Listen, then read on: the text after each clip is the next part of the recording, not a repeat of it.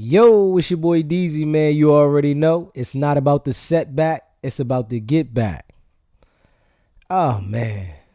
Hey, man, I want to thank everybody that watches the channel. I want to thank everybody that subscribed to the channel. I really appreciate y'all. And I hope y'all had a good holiday yesterday. I hope y'all ate a lot of food, turkey, and enjoyed yourself.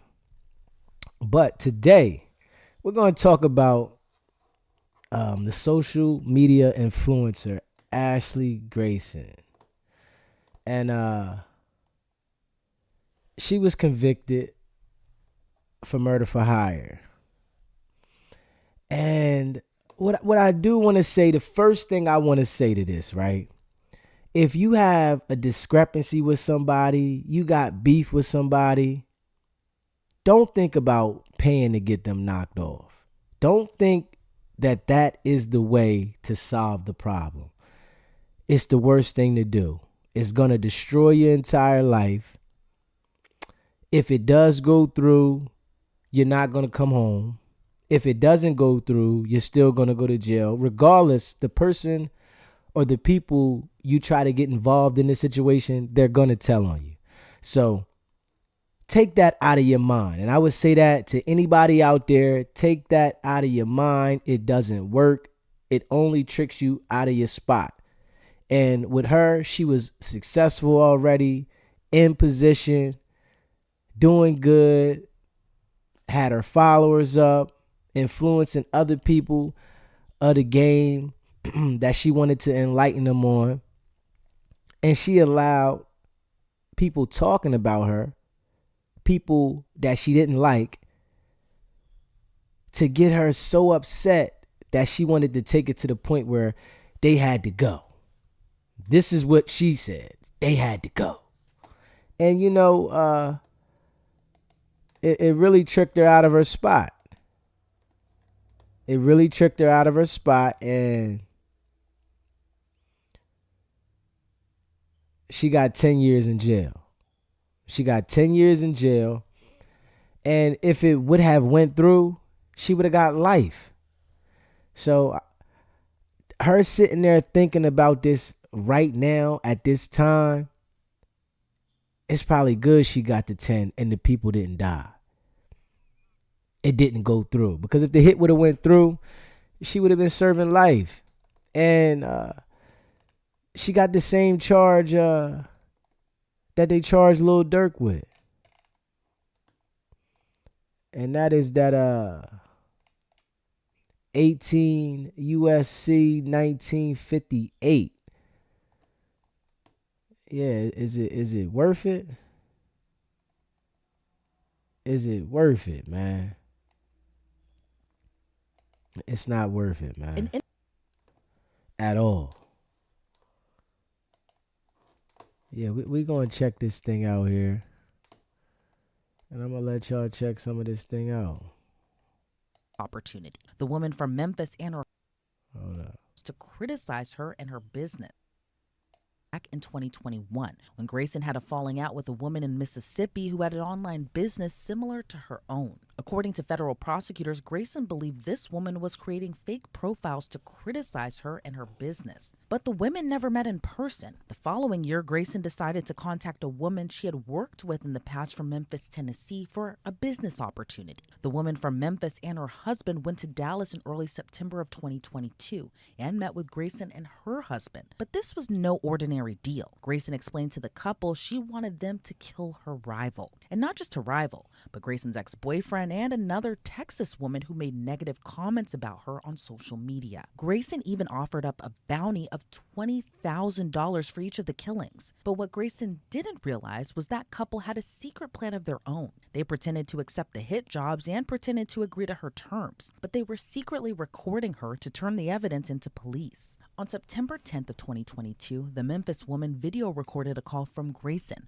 where Grayson confirmed she wanted her business rival killed as soon as possible and offered an extra $5,000 if she carried out the murder in the next week. The couple then staged a video to make it look like they had attempted to carry out the murder. According to prosecutors, the Memphis couple sent Grayson a video that showed police lights in the background from an unrelated incident. The couple reportedly demanded half of what was promised to them, which was $10,000. And while thinking the couple truly tried to carry out the murder, Grayson paid them the 10 grand for their quote failed attempt. But by July of 2023, Grayson and her husband were both indicted by a grand jury on one count of use of interstate facility and commission of murder for hire. Grayson and her husband pleaded not guilty to attempted murder for hire, and the case went to trial in March of this year. After the week-long trial, the jury convicted Grayson, but in a twist, the jury acquitted her husband. In October, Grayson was given the max sentence of 120 months or 10 years in prison. And because this is a federal case, she will not be eligible for parole. The acting U.S. attorney for the Western District of Tennessee issued a statement after Grayson's sentencing, writing, quote, "This was a 21st century crime where online feuds and senseless rivalries bled into the real world. The defendant tried to hire someone to murder a woman over things that happened exclusively over the internet. Fortunately, no one was physically hurt in this case, but the victim and her family still felt a severe and emotional impact as a result of the Crazy. defendant's actions." I'm joined now by Detective Eric Barnes with Dallas PD. Eric, thank you so much for joining me today. What's your reaction to this influencer asking this couple to kill her ex-boyfriend, her business rival, and another woman in Texas who just made negative comments about her online? You know, after a few years of investigating murders, you think you've seen it all, and something like this pops up, and it just kind of shocks your conscience a little bit. Yeah, and thankfully, no one was hurt in this, but the intent was there. And Ashley Grayson, according to federal prosecutors, had the intent to want these people dead. What do you make of her choosing that route as opposed to just letting all this disputes and this feuding that happened online, just letting it all go? That was the one thing that was kind of shocking about this. The when you read the articles on this case, it sounds like well, she was negotiating somebody to like delete a social media account and not actually take a human life. I think that sometimes in the virtual world, disturbances and disagreements actually turn physical, but they were separated by miles. So it wasn't like she could just drive down the street and have access to these people. She had to actually put some time and thought into this. So she was well aware of what she was doing. Yeah, never And we've previously spoken about allow rap feuds somebody that bleed into the streets, but this one talking is an on social internet feud media that could have to bled into get the you to go streets, to I this should say. point. What are your thoughts on the feud and how that kind of started on the internet, then escalated to what could have been a very violent and terrible ending? One thing that's been common, it seems that the internet feuds often can turn very violent. Something as harmless as leaving a comment on someone's stream or someone's videos or posts can lead to someone getting killed. And it's a little hard to connect those two, but it's been a common thing that's been going on over the last couple of You years. And gotta have it's just thick hard to skin. believe that social media has taken that turn where it leads to violence. And always with murder for hire plots and the stories that we cover with them, it always just kind of boggles my mind in a way for people who have so much to lose that are willing to risk it all just for this to happen. And then it kind of turns into them being thrown behind jail. What do you kind of make of Ashley Grayson in this case, who by all accounts had like a thriving business? She was an online persona and all this, had all this stuff going for herself, all to just risk it all, be thrown in jail just because she couldn't get over Crazy. this feud between these three people. The most And I do want to say she wanted to kill her ex-boyfriend too. She wanted to kill another social media influencer that was from Memphis. She wanted to kill her ex-boyfriend, and she wanted to kill somebody in Texas that said something online about her. She's going to spend 60,000, 20,000 each, and she got tricked and recorded, and it really cost her. So it was real dumb, man. challenging part of investigating murder for hire cases. Your gunman or your person that's involved with the actual act, they're normally the first group that's targeted by law enforcement. So typically, if the case is going to have any success at all, you're able to get the actor that actually carries out the murder. But to be able to work a level beyond that and go and get the mastermind is what all investigators try to aim for. those are the most difficult cases to solve and actually get to that part, because in the part where she sat back, she planned, she conspired, she drew up how this was going to be carried out. She also included the fact that she wasn't going to get caught, and she did everything that she could to kind of insulate herself from her perspective. But I think sometimes in these cases, the people that actually play in these cases, they're not criminals. And I think that actually worked against her. She tried to put together this elaborate plan, and from her day to day business, she's a, you know. Hey, listen, he said that perfectly. Just because people get money doesn't make them criminals. And what these people do is they get money and try to become criminals. And people that, haven't even been involved out in that life, they get out there and think they know what's going on and think that they can indulge in these type of activities and really don't get caught. And every time they do something like this, every time they go out and think that they're above the law and they can get somebody knocked off, you're going to get caught every time.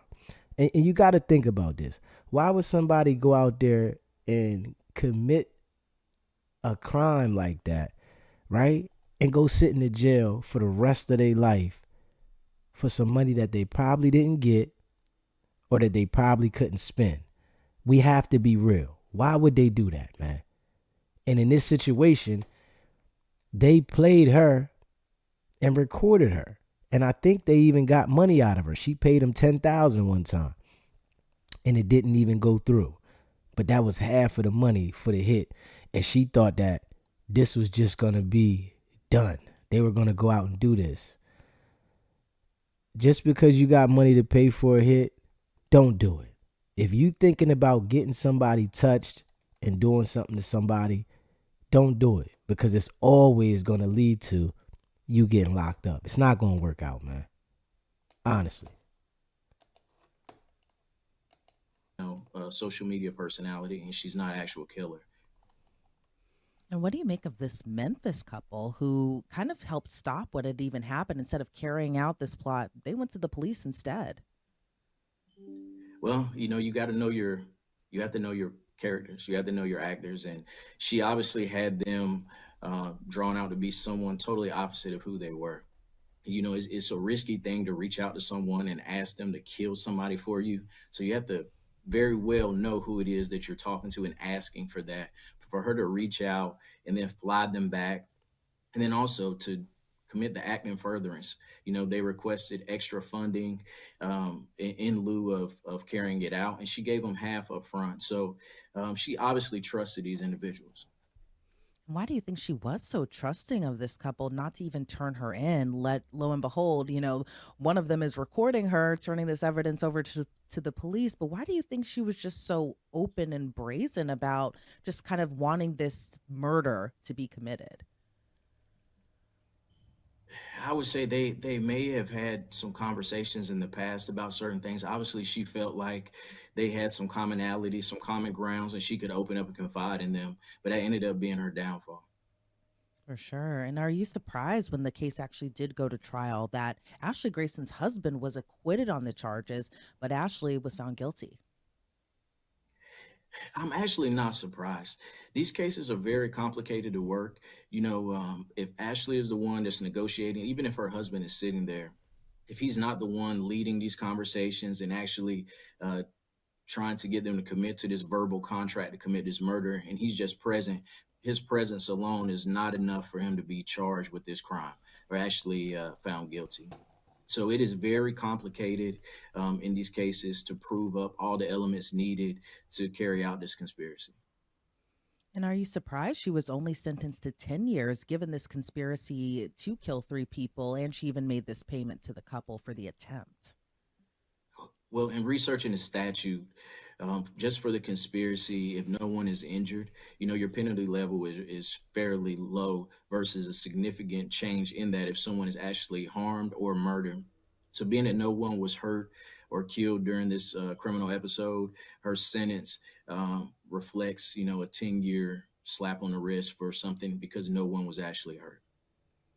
And a lot of us live our day to day lives a lot of times on the internet. And I know for viewers, for followers, it's very easy to kind of have this idea of this internet persona and this internet personality that you may see on your For You page or on your timeline and that sort. But then, we've been seeing kind of a lot of cases that have been coming up recently of these social media personalities and influencers who do commit these terrible crimes. What do you kind of make of just the whole internet persona and then kind of the real person that is behind this platform and behind this camera phone as well too? I think with internet personas, people can kind of get lost in becoming this larger than life figure and trying to maintain and keep up with this image they created behind a keyboard. And I think it becomes very disturbing when an individual actually loses who they are in real life, get caught up in this virtual world where they feel like, okay, I am this person and someone is being disrespectful to me. So how do I address that? And I think it's a thin line across, I think patrons of social media need to be aware, and that safety is an issue. That when you're leaving what you may perceive to be a harmless comment, someone could take it a different angle and actually want to cause harm to you. And would you say, in your experience, that working a murder for hire case as to opposed to a murder case, do you find any differences, kind of in investigating these types of cases, especially when the intended victims aren't dead? Yes, you know, in the murder for hire, it's a very specific type of incident where the shooter necessarily doesn't have a motive to harm someone. Their motive may be financial gain or something that they've been promised that's going to help change their life. And the person that has that deep hatred or deep anger and the passion kind of driving the offense is someone that's one step removed. So they have all the motivation in the world for this individual to be hurt, where your shooter may not have that same motivation. And so sometimes that is a weakness that law enforcement tries to exploit, that, this wasn't your beef. This wasn't your issue. You weren't actually affected by these comments on social media. And they would use that to try to get the shooter to roll on the person that actually paid them, the mastermind. But in this case, the people that were hired to actually carry out the murders did the right thing. And thankfully, they did do the right thing. Are you Yeah. surprised by the amount of money that she offered to this couple? $20,000 to kill three people. I mean, not to say that, she should have been offering millions of dollars. She shouldn't have been doing this in the first place. But are you surprised that she offered this amount of money given what could have all happened? Yes, I think that, looking back on it, $20,000 um, ultimately is what cost her 10 years of her life. And to think that you can put any dollar amount on someone else's life is kind of alarming. But she was willing for them not only to do it once, but three different times. And I think that speaks very largely to her character as an individual. Yeah, she Yeah, she very, allowed that very twisted case indeed. social Detective media Barnes, to thank you so make her much for think she joining me can today. I really get people appreciate out it. of Before we here. sign you off, though, is there anything else about this case overall that you would like to add? I think that this case, and just looking at it overall, so many times we are on the opposite side of this case where we're knocking on someone's door, informing their family that their loved one has been killed. And, deeper into the investigation, you find out that it was a senseless meaning. So this is actually a win, I think. This is a time that law enforcement can celebrate that they actually came. Yeah, and honestly, she got lucky because if they really went and carried out them crimes, she would be getting life in jail. So she did get lucky in this situation, and we got to be mindful, man. Come on, man. You can't think that you're going to get somebody knocked off and the person that goes and does it for you is not going to tell on you, man. Most of the time, the person is going to tell, and it don't make any sense, man. You don't accomplish nothing. She took herself out the game and was in position. The more money you get, the more you got to make sure you stay humble and stable, because it's easy to trick yourself out of position. And we can see that with her. Yeah, we can see that with her. Yeah, the more money you get, easier it is to trick yourself out of position, man. Let me see here.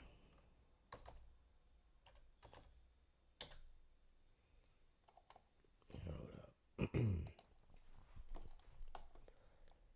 Yeah. The more money you get, easier it is to trick yourself out of position.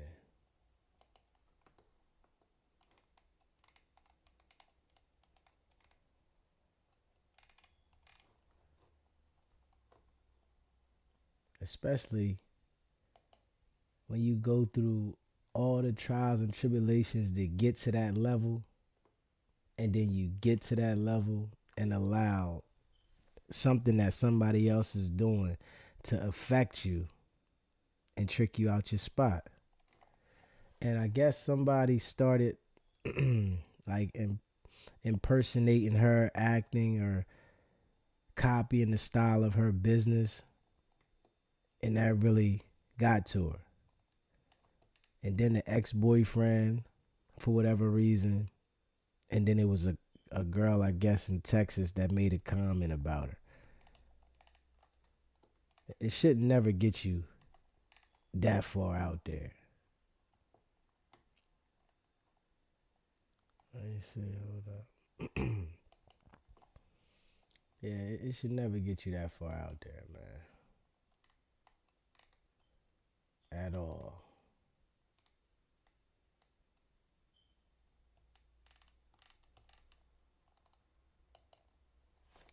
Yeah, it should never get you that far out there, man.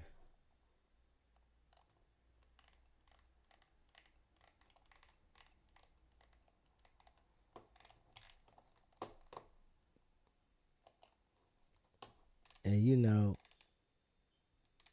people don't think about when this stuff don't go right. They don't think about when it goes wrong, how everything is going to be messed up, how you're going to ruin your entire life. An influencer who described... They don't think about that. They only think about what they're trying to get done at that current time. And most of the time, it's going to... An influencer who... trick you out of your position. An influencer who... Yeah, most of the time, it's going to trick you out of position, man.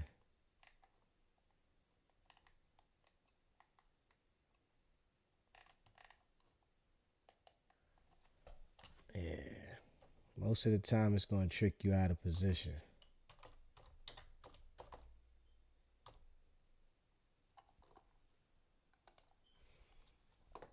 Let me see here.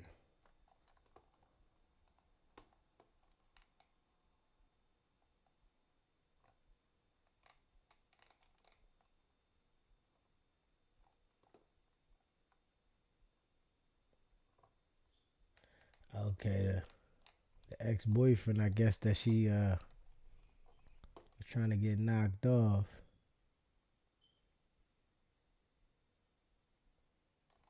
Went on Tasha K.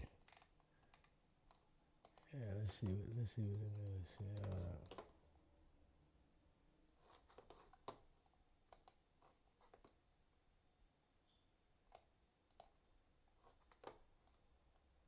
Plot, her target, a woman in South Haven. Yeah, this one is pretty bizarre. Prosecutors say the whole scheme started after Ashley Grayson had a falling out with the victim because they ran similar online businesses, and she believed the victim had created fake profiles criticizing her.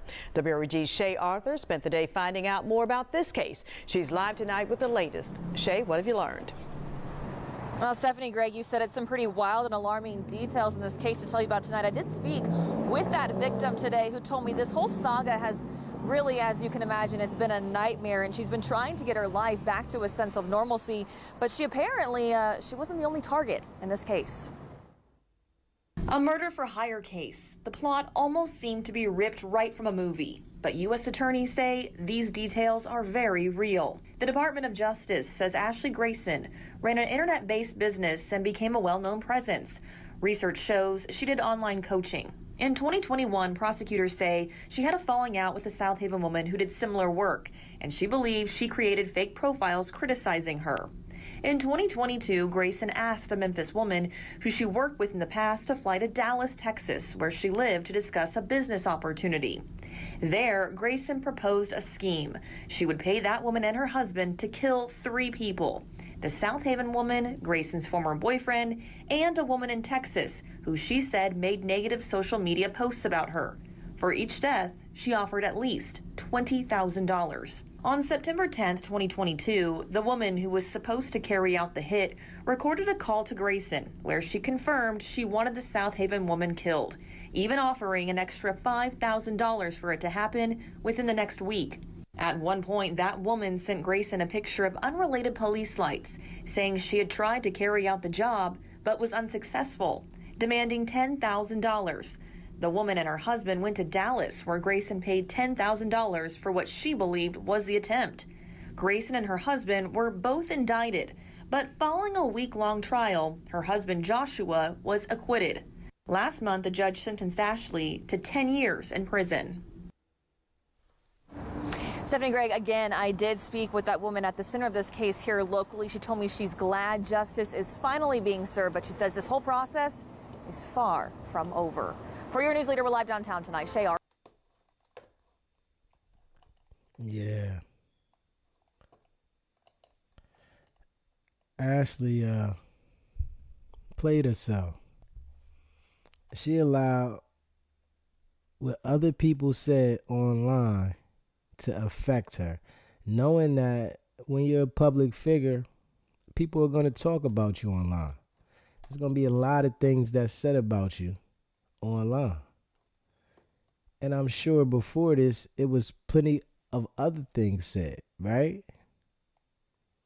But she allowed this situation to really like trick her out of her spot, because I guess the girl was doing the business as she was doing the same business. And she probably, stole some of the concepts that she was doing.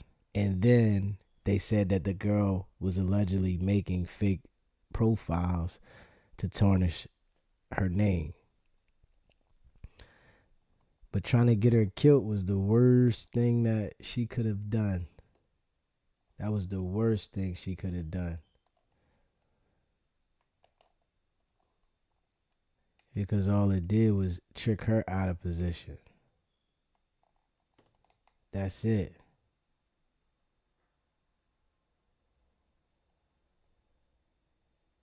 Yeah.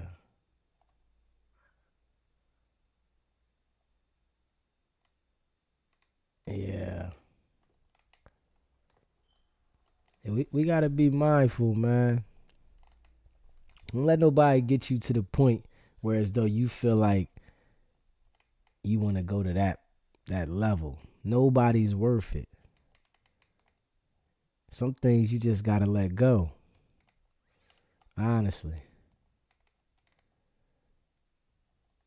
And she should have let that one go. She wanted to get the ex-boyfriend killed. He went on Tasha K talking about her. It takes you so long to build anything. Anything you want to do, it takes you forever to build it, right? And it's so quick. Instantly, you can lose everything. Everything can go down. And when you reach those levels, people usually forget that. They usually don't put that in their brain because they reach the level where they feel that they have freedom. You got to be mindful that it takes so long to get up and it's so easy to fall. It takes forever to build, but so easily to lose everything, man. And she let herself get caught up in the same thing that made her who she was, the internet. She literally got caught up in the same thing that made her who she was. The internet, man.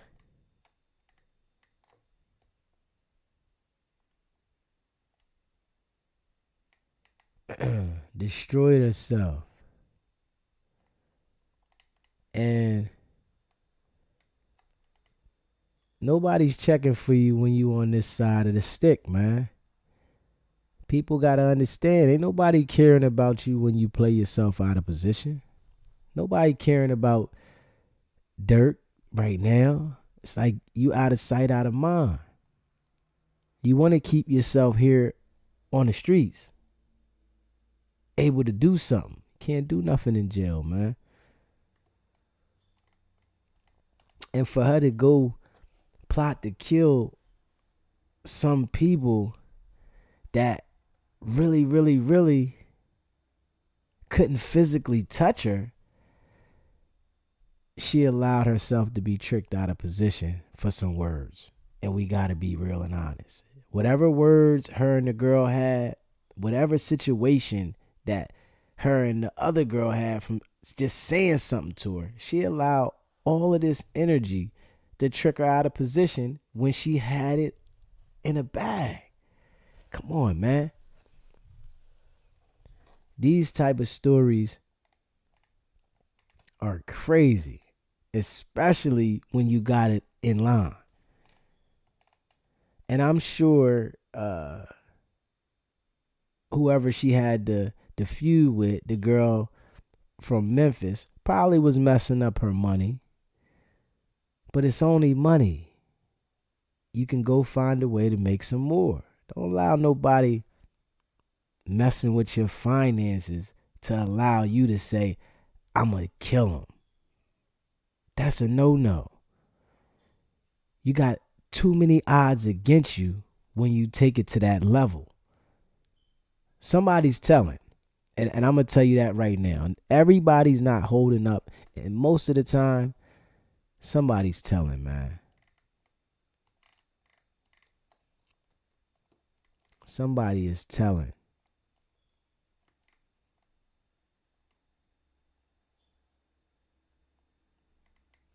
And the thing about life is people been waiting on this moment to come for her, to have a downfall. She was on a high horse. Don't give the people what they want, man. Let them talk about you, right? But speculate. Don't allow nobody to get you to that point where you feel that you want to take it to get them out of here. Remove yourself. If it's something that's bothering you that bad, remove yourself. You'll never have a success story trying to get somebody taken out of here.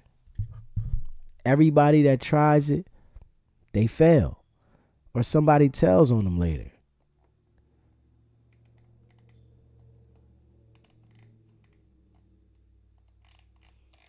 Yeah, man. I'm trying to see. Hold on. Yeah.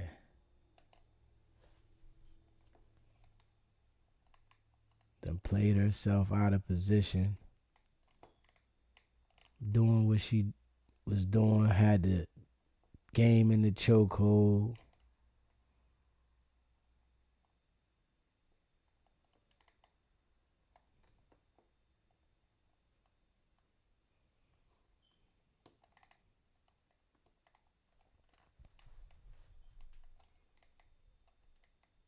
Yeah, it's going to be all kinds of people trying to stir up bad energy when they see you in position. That's just how the game goes. It's going to be all kinds of people talking about you.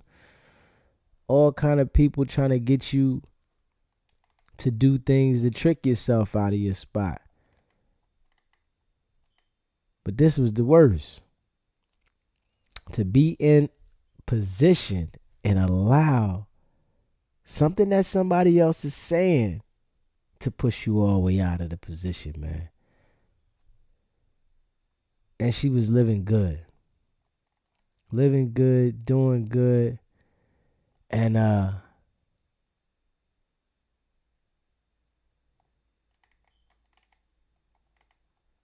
guess she was tired of living good. That's all I can think of. I'm like, for you to want to go out there and take it to this right here, like, come on, man. We gotta be mindful. Yeah, we gotta be mindful, man.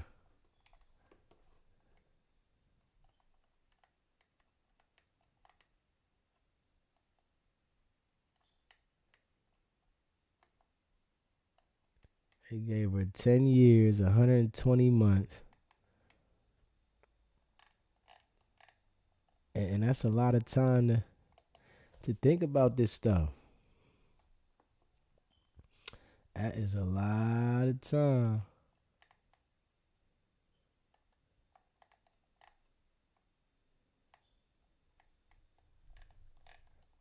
She better be glad that they didn't do the hit. Because if they would have did that hit and those people died, she would have been getting life. They was going to tell on her either way. But you know, they used her for the money that they could get out of her and then told on her. Ain't nobody going to jail while you sit home and they went and did a crime for you, man. Come on, we got to think better, man. I cannot understand why people would still try to pay somebody to do something like that for them, knowing that people tell way more quick now. People are telling. To sit down and have those kind of discussions with people, you really have no idea what's going on in the street.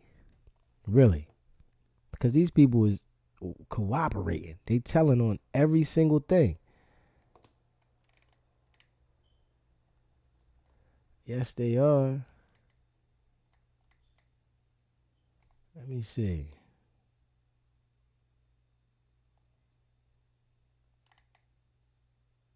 Yeah, they gave her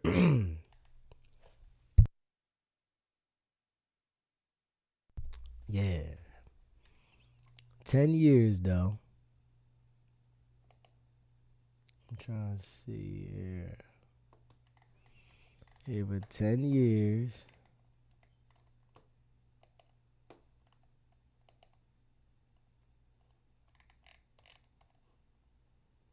Okay.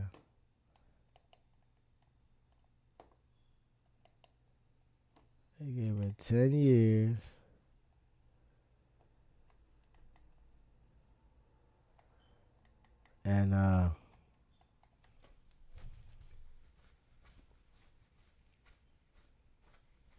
And there's no parole in the feds.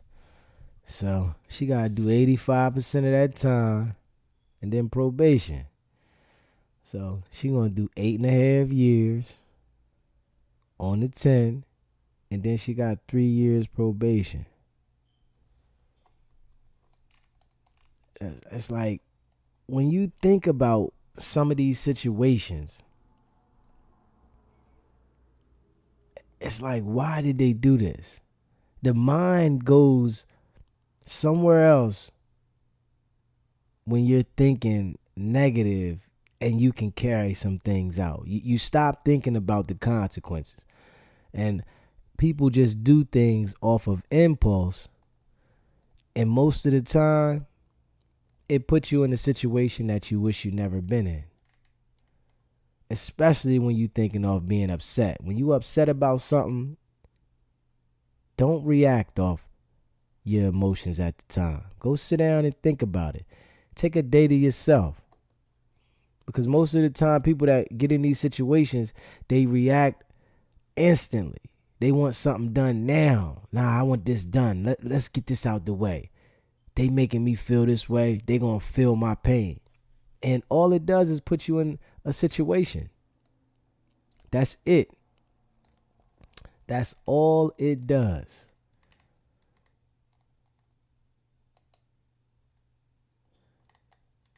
She had things going for herself. But, she might have been experiencing some financial issues, I guess, from the damage that whoever was trying to tarnish her name. So it could have set some of her money back, and she felt that maybe if I go about it this way, it's going to solve it. And it never does. When you try to take yourself to that, every time they play themselves. Every single time.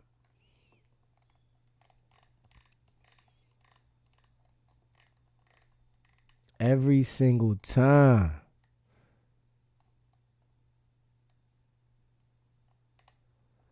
Let's see how this one here. Well, I can't believe people still are trying to do murder for hire stuff. I can't believe it.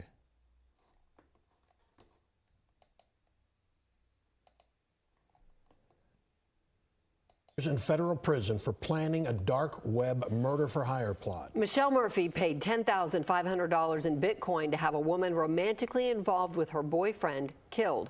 Fox 4's Sean Rabb in studio with more. Sean. Yeah, and that Bedford woman pleaded guilty when confronted by federal agents. Look, this may be the first case in Texas like this that the feds are aware of where payment for a hit was in cryptocurrency. People think what they do on the dark web cannot be traced, but federal agents from Homeland Security investigations became, if you will, cyber sleuths and cast an arrest web. If it is, law enforcement has been able to pivot over and pick up the trail of evidence dealing with these type of crimes. Crazy. Now, the feds say the person she was communicating with on the dark web never had any intention to actually carry out this particular act, carry out this hit, but may have been instrumental in getting this investigation. Yeah. Ah, man. Every time it happens the same way. I can't believe people continue to try to hire somebody to even do something like this. Let me see here. What's this? Hold up. Let me see here. Yeah. So I guess it says whoever travels enter causes another, including the intended victim, to travel in interstate or foreign commerce, or uses or causes another, including intended victim, to use the mail or any facility of interstate or foreign commerce with the intent that a murder be committed in violation of the law of any state or the U.S.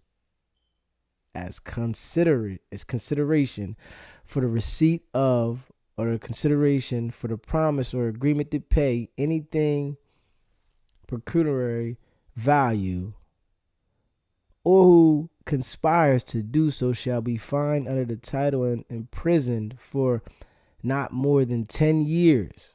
And that's what it says. If you pay somebody for murder for hire, and I guess if it doesn't go through, it's still 10 years. It's still 10 years regardless. It's a dumb decision to make. It is a dumb decision to make. And she got 10 years to think about it when she was on top of the game. Just because somebody said something about you, because somebody made some post about you, you got to be mindful, man. And she made so many other people be financially straight. She helped and taught people how to be financially free. But her mind started telling her, I can get people touched. every single time people plot to do things like this, it always catches up with them. Nobody's going to jail for you for life while you enjoy your life on the street and they don't get to enjoy their life. Whoever came up with the thinking, they really messed a lot of people up, because people still think that they can go out there and get somebody killed and they're not going to go to jail.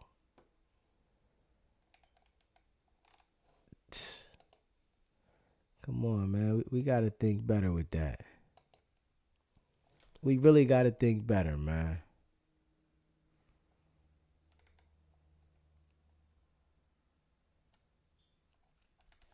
And this is in Dallas, Texas.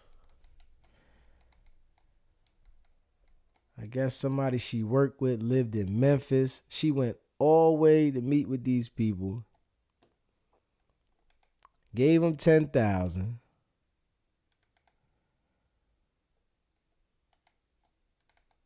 And she literally paid to go to jail for 10 years. $10,000. It made no sense. She paid these people $10,000 to go to jail for 10 years.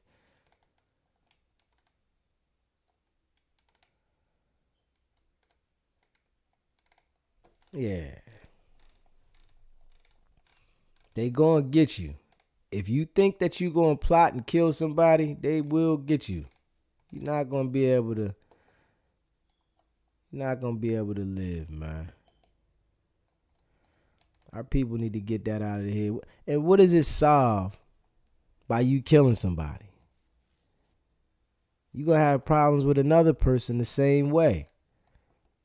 Just because one person went away don't mean that somebody else is not going to do the same exact thing, because you're an influencer. Everybody's focused on what you're doing because you're at the top of your game. Yeah. She didn't think that through too well.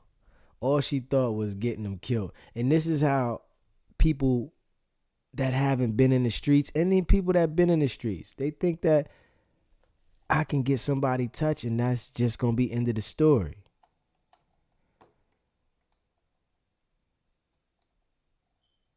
Crazy. Yeah, especially when she was in position, though. In position. I got 120 months in jail. So she 35 now. She 35 now. I don't know how long she been locked up, but they said this happened in 2022. Let me see how much time she been locked up. How long she been locked up. Let me see when she went to jail.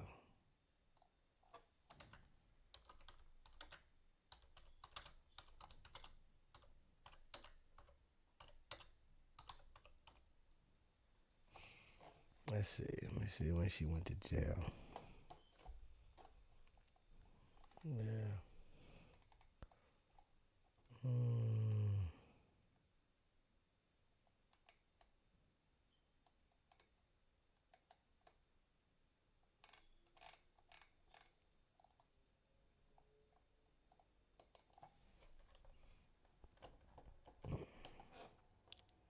Let me see if I can catch it on this one.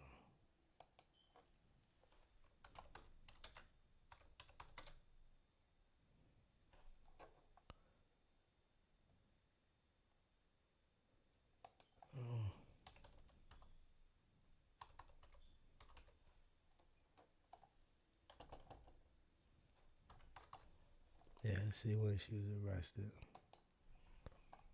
And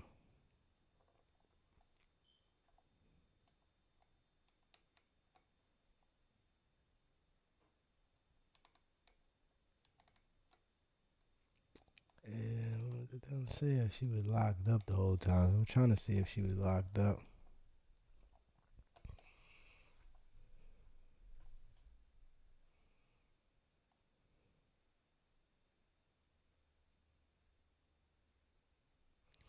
And the husband was found not guilty. So when was she convicted? Let me see.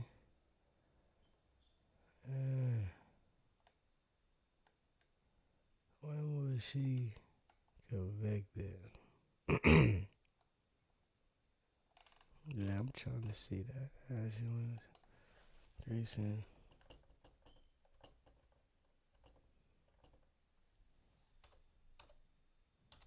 Let me see when she was convicted.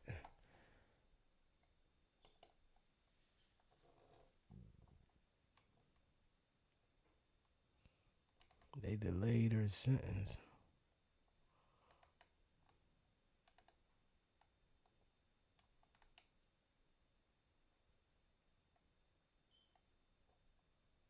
Yeah.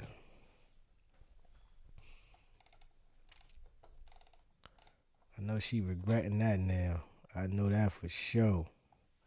Because she ain't get nothing out of it. She didn't win anything. She didn't get anything out of it.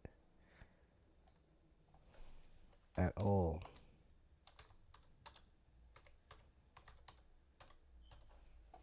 Yeah, she didn't get nothing out of it. But jail time.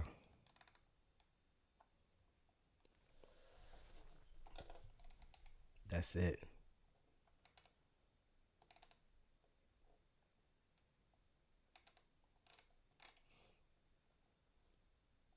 Yeah, that's it though.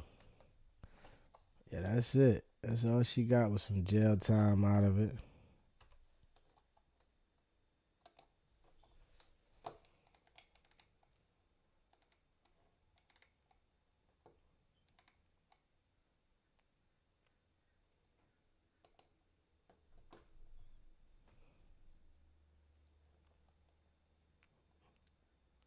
Let's see what they say.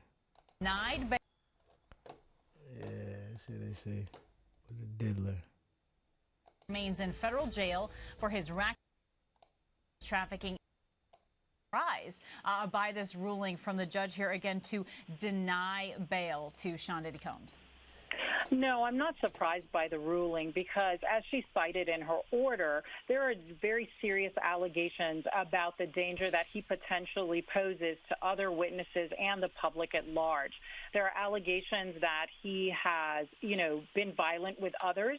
He's also attempted to allegedly intimidate other witnesses and still contact witnesses while incarcerated, despite having an order that says he's not supposed to. Yeah, so under these types of conditions, we usually find that the judge will not grant bail in order to preserve the judicial system and the witnesses and ensure that testimony, people feel comfortable being able to come to court and testify without being threatened with violence. And that's part of exactly what the judge is saying, that no condition or combination of conditions will reasonably assure the safety of the community. I mean, Mike Muse, that is quite a statement here when someone is trying to get out on bail, noting that his defense lawyer said let him out on bail. He would be in his 3-bedroom apartment right in New York and that he would be monitored at all times. And the judge just not buying it. Not buying it at all, Kana. And safety can mean a couple of different things. Safety just doesn't mean free from harm of violence. Safety can also, too, means emotional and mental dynamics that could occur by Sean Combs reaching out to potential witness to get them to possibly change their testimony, to feel threatened that if they were to come forward and to testify against him, associates on the outside may be able to get in contact with them, really making them feel unsafe to go before the court, go before jury, go before the witness stand and to testify. What we're also too seeing is the judge brought in evidence from a text that Cassie sent to Diddy after the elevator incident, where Cassie said, quote, you are sick to think that it was okay to do what you did to me, really feeding into what the judge is concerned about in terms of physical safety. So we highlighted mental and emotional safety as well as physical safety that the judge has cited as a reason needing to keep to deny Sean Combs bail. Yeah, Diddy don't Right, and got of the course, that people violent protecting incident him no with more. Cassie is certainly the crux They of did. this case, and we know that his They lawyers let have him pushed drown. back on that video a lot. His lawyer at one point said that, in fact, is evidence of a relationship deteriorating when it is viewed clearly very differently by the judge here in this case. But also, Shauna, I'm curious as to your thoughts here on these allegations, right, of witness tampering. We've heard these allegations that he was, using other inmates' phone accounts to try to make phone calls in a way to make it so that they wouldn't be monitored. And there's also this concern that he might be trying to influence the jury pool via social media even while he's behind bars. Absolutely, and I'm sure the judge really looked into that because although we know that these are allegations, there's been no evidentiary hearing as to whether or not these actually rise to the level of obstruction. Just the idea that he is not even following the rules that are enlisted by the prison is already a sign to the judge that he may not follow any conditions that are set forth. And so those type of allegations, whether or not there's been an evidentiary hearing, just speaks to the actions of the individual while incarcerated. And if you're not having good behavior at that time, the judge is going to look to say that, even if you're let out and left to your own devices, it's not going to get any better. So that has not played in his favor at all.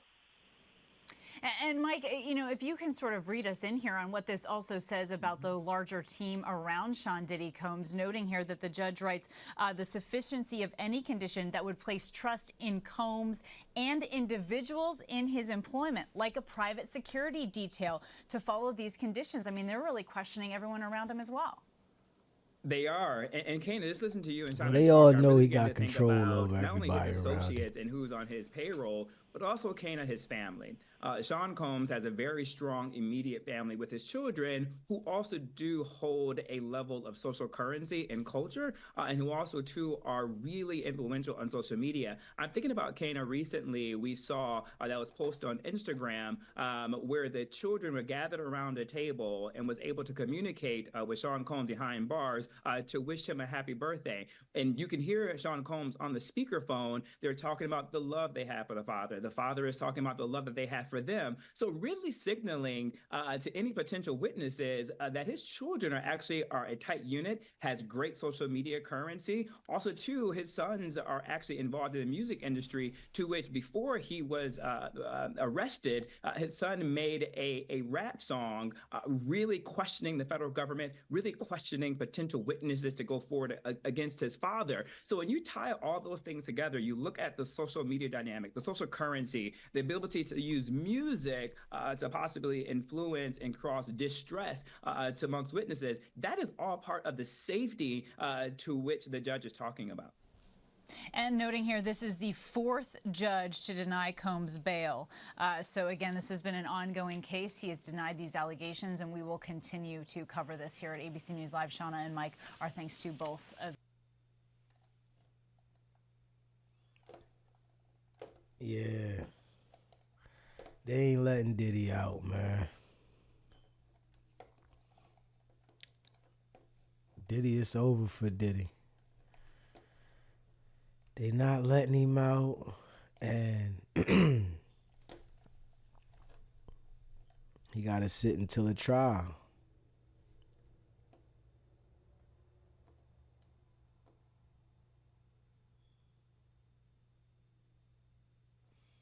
Yeah, Diddy got to sit until the trial.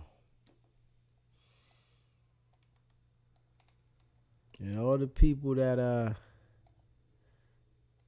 you might support on your way going up, when you in a situation like this, they not supporting you. So, and people say, well, why would they support him? And I understand that, but this is why I say that you got to make sure that what you got going on is straight. And people think, oh, I'm going to get my blessings by being concerned with other people before myself. Not really. Because if you doing anything negative, those blessings don't mean nothing when the pancake flip. They don't mean nothing. They say, Hold up, let me see. Hold up. Yeah, they on Diddy's. They on Diddy helmet. Let me see. With respect to minors. That could change. But right now, he's just charged with sex trafficking, racketeering, transportation to engage in prostitution, but all with respect to adult victims. If there's a superseding indictment, he gets hit with new charges, possibly about victims. We shall see. But this is what brings me to what we're talking about right now. So, Mr. Burgess has claimed that he got these flash drives from the late girlfriend of Sean Combs, Kim Porter, who, as we know, tragically died several years back from what authorities concluded was lobar pneumonia. And that is despite the fact that there have been rumors, both online and in the media, that there is something more to her death. And that, to be clear, totally unsubstantiated. That has been debunked. We've talked about it here on Sidebar multiple times. But putting that to the side, here is the other thing with Mr. Burgess.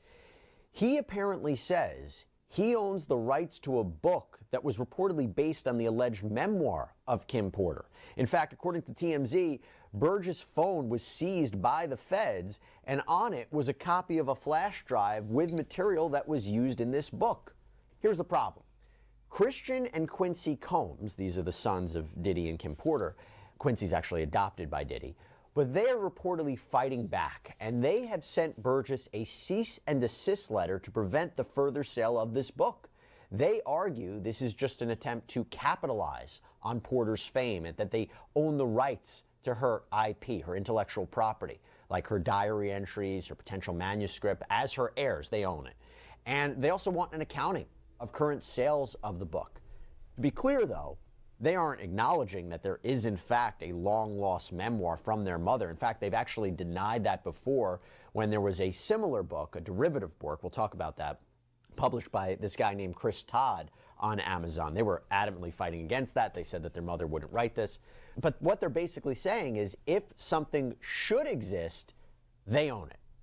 Burgess has responded, saying he owns the copyright in the book, that Porter gave him the rights to this manuscript, that the brothers are making, quote, a pathetic attempt, a, quote, desperate ploy to extort him, and this shows how bad their financial situation is, and he reportedly even suggests that Sean Combs is probably behind this. So a lot of back and forth between both sides, and I want to sort it out and at least get one side of the story on this. So with that, I want to bring in Ariel Mitchell. Thank you so much for taking the time. It's great to meet you.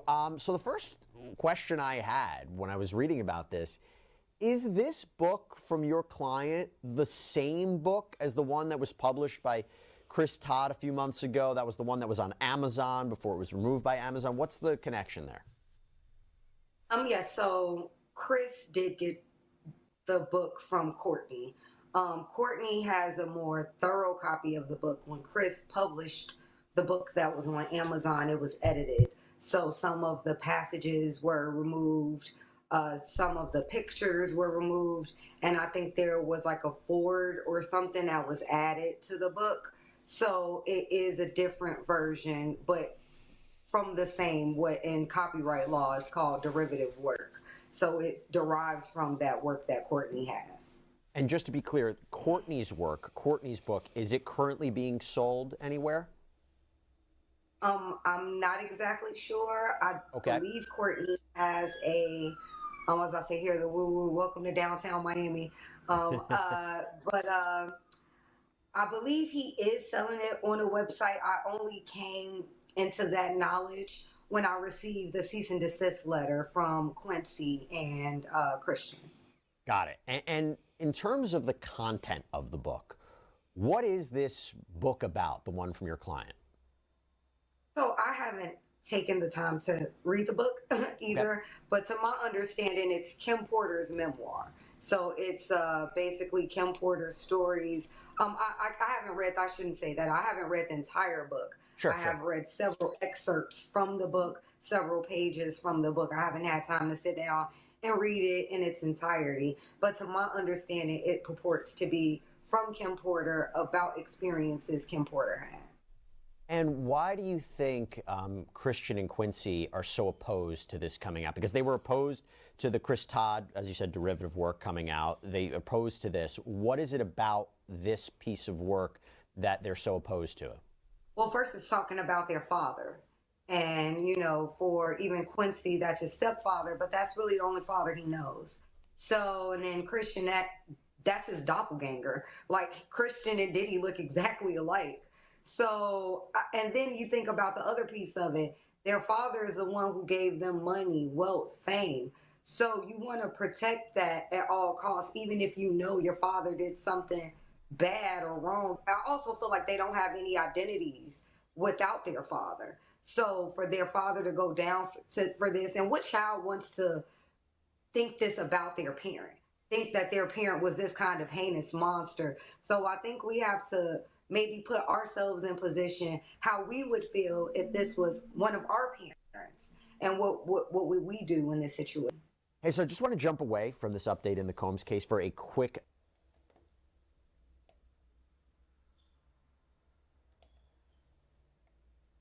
this message that we've seen online that there's more to Kim Porter's death than meets the eye. I just want to be clear about what this book from your client really says.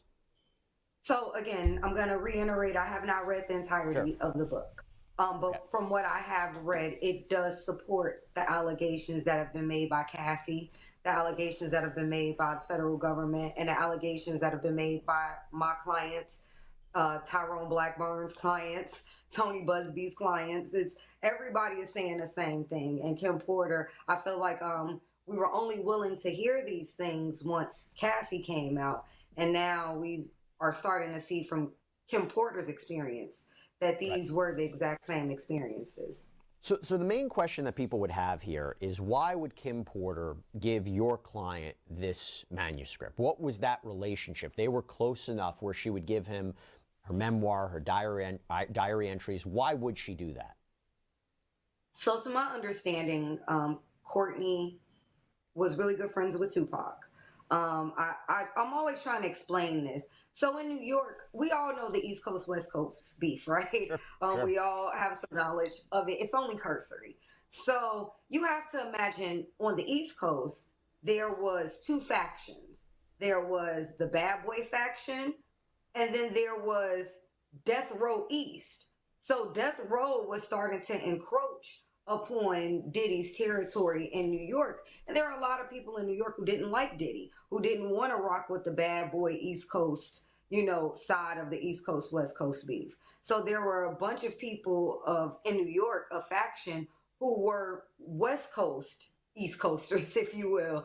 And Courtney was one of those people. So to my understanding, Courtney knew Kim through Tupac and Courtney's a industry insider, A&R, or a record exec who brought different people to labels to help them get into the music industry. So he knew producers, managers, all these people in the music industry. And one day he was talking to a friend who was with Kim, and Kim was like, "Who are you talking to?" And he said, "I'm talking to Courtney B." And she said, "Oh, let me talk to him," because they knew each other through Tupac, and said to Courtney, "I got something because for you, I know you'll know what to do with it." And that's the next day is when Courtney got the flash drives, and one of the flash drives had the book on it. So I believe that if we're going to believe, let's say, that Kim really wanted this book to get out, and she knew there were only certain people she can trust, because there were more people in Diddy's pocket than were not in Diddy's pocket, why wouldn't you go to his enemy, Diddy's enemy, which is people with the Tupac faction? And if you really want this information to get out, because anybody else is not going to get that information, because their loyalty will always lie to Diddy. So I think, just me using my brain and the information I have been given and my understanding just culturally about what is going on, because it's my culture, it makes sense to me how Courtney ended up with this. You don't anticipate that this is going to escalate into some sort of lawsuit and this going to court? And it sounds like if it is, you're ready to fight back against it. Not only fight back, we're ready to countersue for defamation and other things, other torts. But I would invite them. If you're watching this, please, I beg of you, please sue us. That'll be the best day of my life and the worst mistake you'll ever make. why is the issue of Kim Porter and this book and Courtney maybe trying to publish it, why is that coming out now? Well, I think what initially happened was when the book was first published on Amazon by Chris Todd. Right. So that kind of created, it was #1 for weeks on Amazon, actually, #1 bestseller. Yep.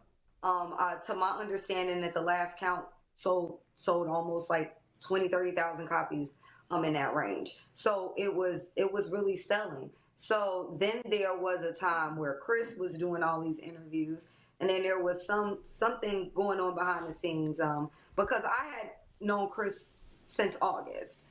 That's when I initially met Chris, and I didn't meet Courtney until 2 days before on the 31st. I didn't meet him until October 29th.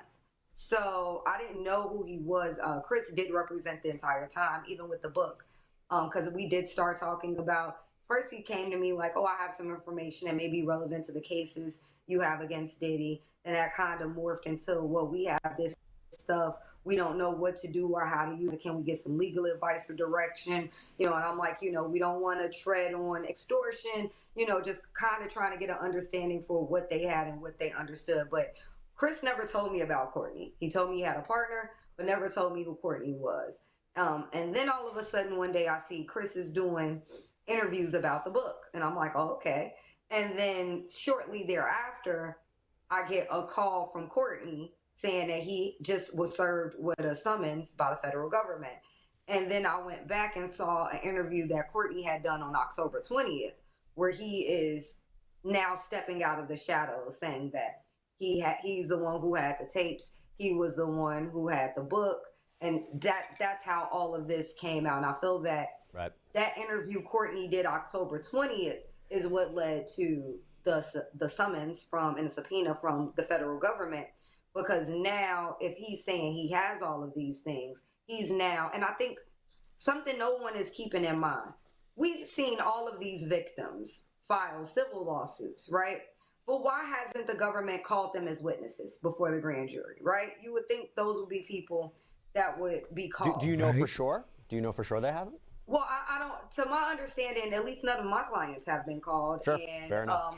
I know other lawyers, and I've talked to them, and none of their, at least I'll say this, none of their clients who already have active lawsuits have been called. Now, there might be some other people who have been called, but those people are not plaintiffs in a civil litigation. However, with Courtney doesn't have a lawsuit against Diddy. He's not a victim of Diddy. So I think the other part of this is being an unbiased third party. So the government is really the credibility that they felt that he had and the information that they believed him to have based on what he said in an interview on October 20th. They issued a summons for him 4 days later. They issued a summons for him in a subpoena October 24th, and they didn't serve it to him till October 28th. And then I talked to him October 29th, and then we went to the grand jury testimony on the 31st. So that was like the progression of those things. But I think it's just a culmination of the government is trying to look for all relevant information, people who purport to have relevant information, especially people who can't come across as untainted because they don't have a bias. And, every civil litigant does have a bias in seeing him go to jail. We all want to see him go to jail, not only for the benefits of our cases, but because our clients were really injured. And the ultimate penalty is having your freedom taken away. But Mr. Burgess isn't somebody who's unbiased. So I really feel like between his unbiased perspective and what he purported to say he had, I know, and it also relates to what I said as well, because we had a separate hearing and the prosecutors brought up what I said in my interview as well. By the way, what is, if you can tell us, any plans for him to come back to the grand jury to testify? No, we were able to waive and close our testimony. So in other words, what they wanted from him, they have at this point. They have. Yeah. Well, I am curious to see where this goes. Ariel Mitchell, thank you so much for coming on. Really appreciate you breaking it down for us. And so nice to meet you. Thank you very much. Nice to meet you too. And by the way, yeah, Diddy got a lot on his plate, and It don't look good for him because everybody's against him. And we all seen the tapes. Yes, he beat Cassie. But we haven't seen anything about the sexual assault. They haven't put any of those victims on Front Street. And I guess the only victim right now in this case is Cassie. They said no kids, just Cassie. But they can supersede the indictment. So we will see how that goes.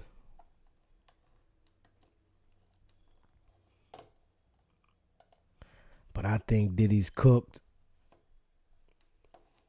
because everybody's going against him. And, you know, they already done made it look to the public as he's guilty. And I don't think that you can take the image that they done put in the people's head away. It's there now. Everybody thinks he's guilty. And this is before the trial because of everything they presented. Everybody who's said things about him. But you got to understand, man, this is what will happen when you're at the top of the game, man. The people at the top are targets. And most of the time, the people at the top are sick too. So this is what happens when you get to the top and you think that you can't be touched. They always find a reason to touch you.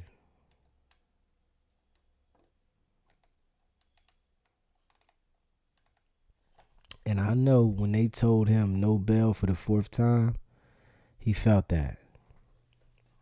When they said no bail for the 4th time, Diddy felt that one. Yeah, he felt that one. Let me see, hold on. Yeah. When they said no bail,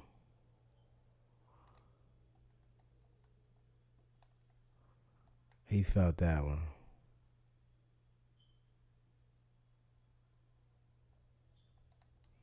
Let me see, hold up.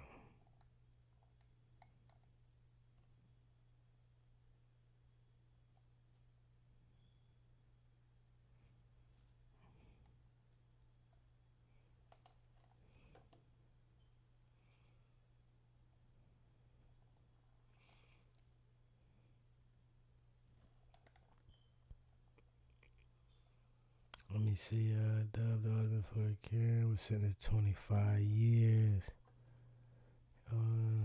Shot through her door. Oh yeah, this lady right here snapped and shot somebody through the door. Like, hold up.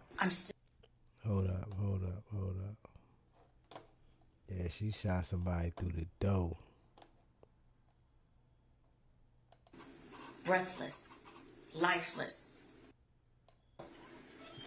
and cope with the fact that a judge hands down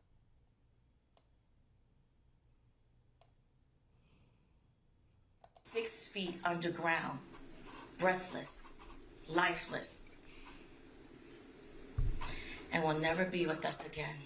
I'm Sierra Gillespie, and this is Law and Crime News. Now, this is a case we've covered for more than a year. It's one that captivated the nation with its shocking details and devastating outcome. The defendant is 60-year-old Susan Lawrence, who became known as the Florida Karen. She repeatedly called the police on the kids in her neighborhood, mostly for playing in the vacant lot next to her home. I don't want to be intimidated by them screaming and yelling at me, telling me I'm a calling me Karen. They're calling me names. Really, we're gonna, devolve to this simple bullying. I don't want to face this. Starting in February 2022, the Marion County Sheriff's Office began receiving calls from Lawrence, reporting the kids in her And she Ocala, got California 25 neighborhood years. were just too loud. What's going on this evening? At this age, it's Screaming over. their full heads off, running around. I had my truck parked in front here, so I didn't have to listen to the screaming and yelling. As soon as I moved the truck, the kids are coming up. I'm like, guys, stop. They know they're not supposed to be over here. They've been told many times. They've previously stolen the trespassing sign. There are dozens of hours of body camera video just like this. Lawrence calling emergency responders to basically complain about her neighbors and their kids. Lawrence found the most issue, though, with Ajika or AJ Owens. It all culminated on June 2nd, 2023, when Lawrence fatally shot Owens She had a nice through a smile. locked door. Show me your Nice hands. hair. Show me your hands. Turn around. Turn around. Where's your gun at? You got hands? You got hands? You're gonna be detained for Is that. there anybody else in the house? Lawrence had already called emergency responders when she fired the shot, saying she feared for her life. But Owens never tried to enter the home. This point Yeah, was that was- highlighted at that was Lawrence's bogus. trial this summer that ended with a sweeping verdict. Verdict as to count one. We, the jury, find as to count one of the charge. The defendant is guilty of manslaughter. Did the state prove beyond a reasonable doubt that during the commission of the offense, the defendant personally used a firearm? Yes. So say we all, dated the 16th day of August, 2024. Because she was found guilty on the manslaughter charge, Lawrence faced a maximum of 30 years in prison for her crime. Before her sentence was handed down on Monday, the court heard a range of testimony, beginning with a statement from Ajika Owens' own mother. My name is Pamela Dias. I am the mother of Ajika Owens, who was shot and killed by Susan Lawrence. I stand before you with the burden Yeah, everybody doesn't need and convey to have a gun. the depth of our grief The gun gives so many people that Susan Lawrence a power inflicted that on our lives. they wouldn't even feel And they to us had who share if they didn't have it. the devastating impact that Susan caused when she fatally shot my daughter, Ajika Owens, on June 2nd of 2023. It is virtually impossible to convey all of the ways Susan has devastated our lives from the onset of the proceedings. Susan was bold and brazen. When the guilty verdict was read, Susan shrugged her shoulders as to say, oh well. If she showed a modicum of remorse, it was not for Ashika. It was not for my 4 grandchildren. It was for her own selfish reasons. Wow. Susan Louise Lawrence was unanimously found guilty of manslaughter by use of a firearm by a jury of her peers for shooting Ashika through a locked metal door. For the pain, the suffering, the life-altering consequences of Susan's heinous actions that have been inflicted on our lives. I am begging you, I am pleading that you hold Susan fully accountable for her actions. After this emotional statement, the judge heard from those closest to Lawrence, including her sister Ellen. Does your family have a history of mental health issues? Yes. Ellen described the Lawrence Well, that family don't- history, we not going saying for their that. mother suffered from depression and Nah. their brother was a violent alcoholic. Their father was a concentration camp survivor that in adult life became a drunk who abused both daughters. My father had been raping me since the time I was about 4 years old. And he beat us a lot when we were younger, especially. What was your father's name? Stephen Lorenz. When did your father begin abusing you and Susan? I guess he started with Susan before I was born, and then after I was born, he waited till I was like 3-4 years old before he started doing whatever to me. I really don't remember it because I've kind of pushed it out of my mind. And did he sexually abuse both you and Susan starting at a young age? Yes, he did. Was your father psychologically abusive as well? Absolutely. In what way? He constantly told us that we were fat and stupid. We were ugly. And I mean, just I guess kind the of way her derogatory father treated saying he could think of to call us. her According mother to her sister, Susan Lawrence survived made her mother all feel this like trauma and even she could helped treat raise other her people nephew who had disabilities. anyway. Do you have a son? Yes, I do. And what is his name? Gabriel Michael Lorenz Dunn. Is Susan and Gabriel very close? Very. How would you describe their closeness, their relationship? He absolutely adores her, and she's like a second mom to him. Does Gabriel suffer from disabilities and mental health issues? Yes, he does. What kind? My son was born legally blind. He can see with glasses, but he still has vision issues. I mean, his vision's still not, even with the glasses, he's still not 100%. He also has autism. He has ADHD and ODD, which is oppositional defiance disorder. How has Susan helped you with your son? Oh, she would take him on the weekends so that I could get a break and, just get myself together. And she absolutely loved him. She took him all over the place, and he had a blast with her. Following this testimony, a licensed psychologist spoke to the court, describing Lawrence's post-traumatic stress disorder, or PTSD, diagnosis. Miss Lawrence was cooperative with me, but I also sensed that she had difficulty about talking about certain things. She's a very private person, and she's really not used to talking about this very painful thing. She's very ashamed of having been the victim of psychological trauma. Even though it's not her fault, she has internalized that guilt. And she didn't want to talk too much about her relationships and things like that. And you could tell that she was getting fatigued towards the end of the sessions. And she's like, when are we going to be done, kind of thing, because she was experiencing pain. Was she very remorseful in regard to Miss Owens and her passing away? To me, she expressed, especially in the last 2 times that I saw her, that when she looks at this rationally, right, she said to me, I now realize that she was like a mama bear, taking care of her kids. And that's how I see her now. But that's not what I saw that day. It would be my opinion that yes, that her ability to appreciate the criminality of her conduct or to confirm her behavior will be substantially impaired because she's perceiving that her life is in danger. She's perceiving that the locked door with a bolt will not hold, and that Miss Owens is going to victimize her. She describes shaking. She describes being overcome by fear. And in that moment, there is a lack of consideration for what's going to happen next. Her thoughts are very simplistic and focused on getting out and being on survival mode. Now, some may argue that we're not going for Ms. that. Owens's, She shot through the actions door. on that day were an overreaction of what was occurring. Definitely an overreaction. Would her having post-traumatic stress disorder affect how she viewed and saw the event and any overreaction that she had?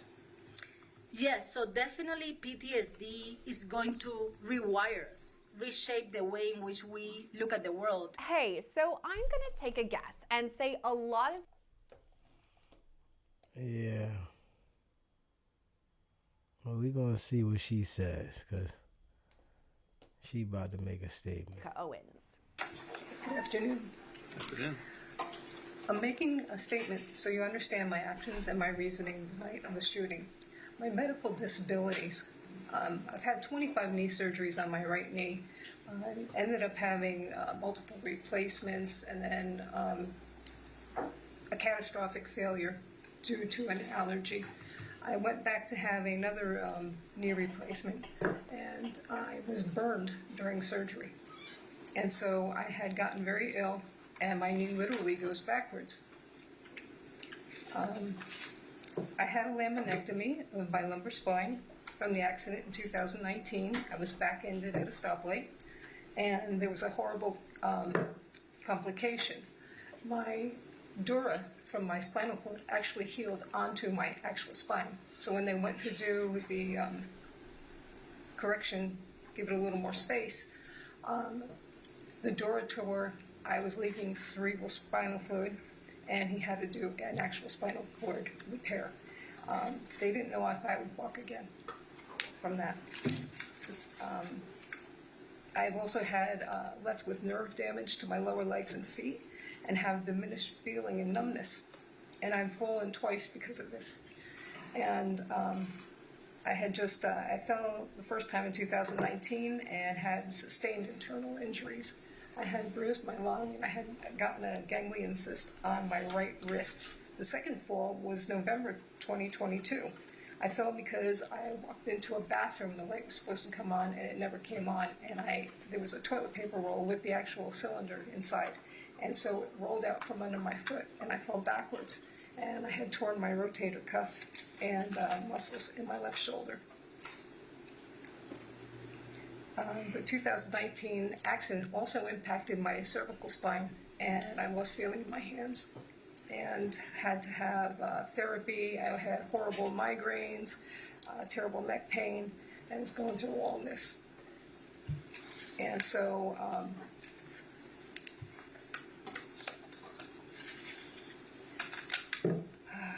I also have cataracts in both eyes, and the one on my left is progressing faster, so it looks like I'm going through Vaseline on a lens. And I have some heart issues and high blood pressure. And there's a reason why I'm telling you all this.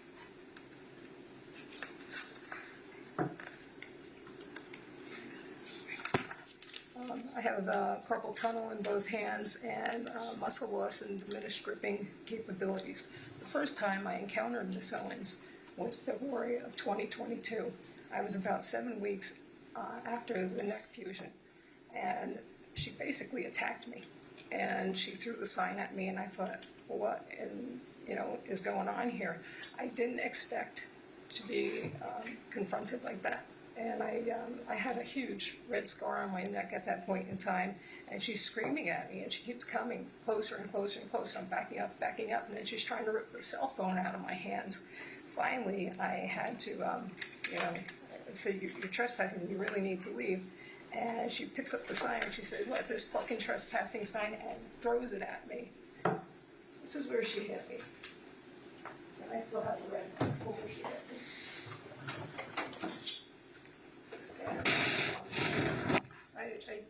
I've never ever dealt with someone who was that violent that quickly. And so I was terrified of this woman, literally terrified. I've never had anyone, the first time I've met them, throw something at me and get so physically abusive. This woman kept coming after me. I had approached her because I was watering my plants, and she's going, oh, there's a crazy old white lady. And I'm like, you can't just go around saying someone's crazy. I mean, it was insanity. So I went to say something to her, and she verbally attacked me again. She's like, you've been calling my kids racist names and stuff. I said, no, ma'am, I have not.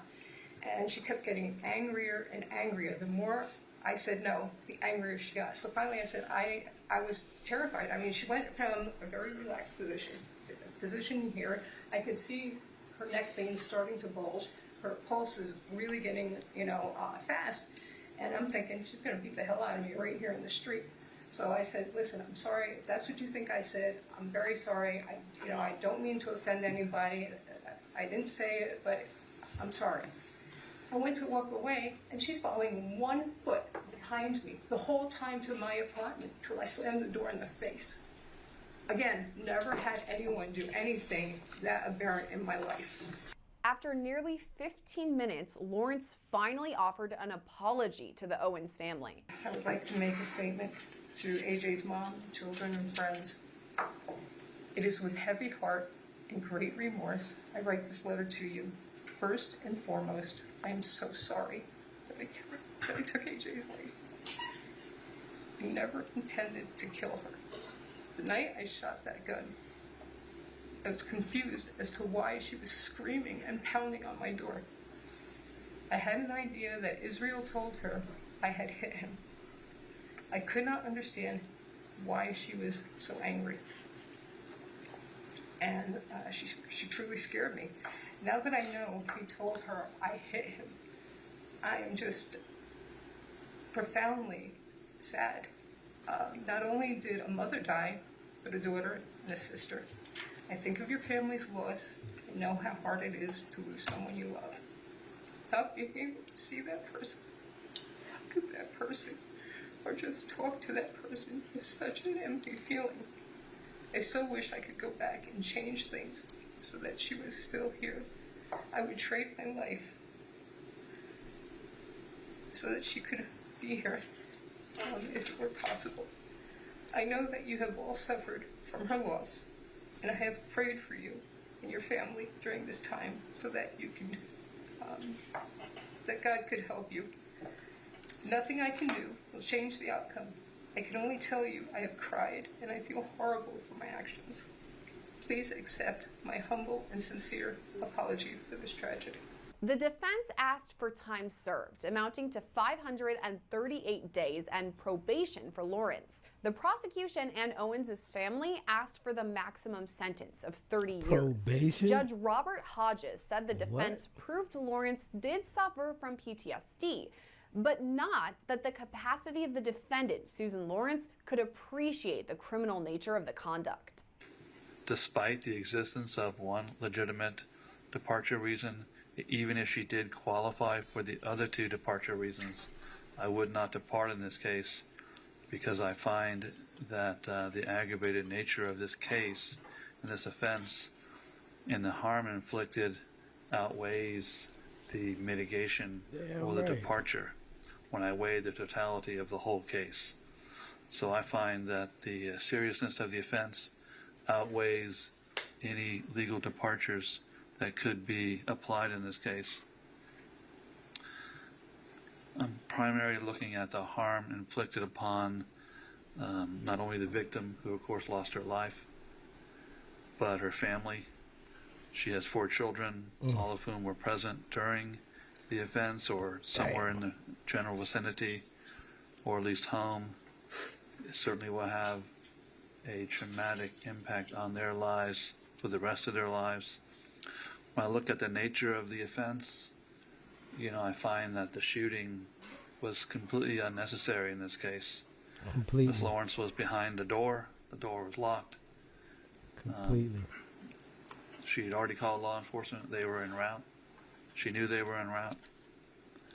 She was in a relatively safe position.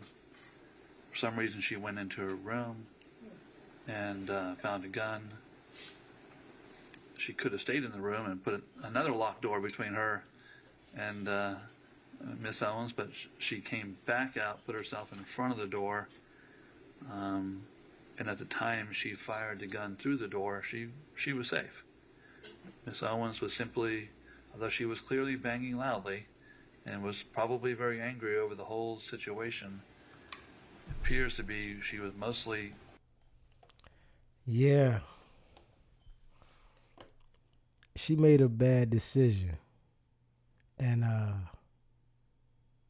she was a gun holder that thought that she can bust her gun and not go to jail. Basically. Yeah, she thought she was going to be able to shoot the gun and not go to jail. And she literally killed the woman through the door.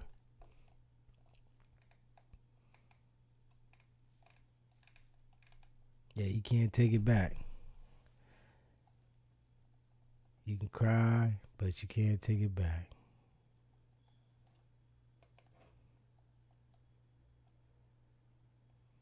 He said, hold on, family blast. Yeah. Hold on, what's this one here?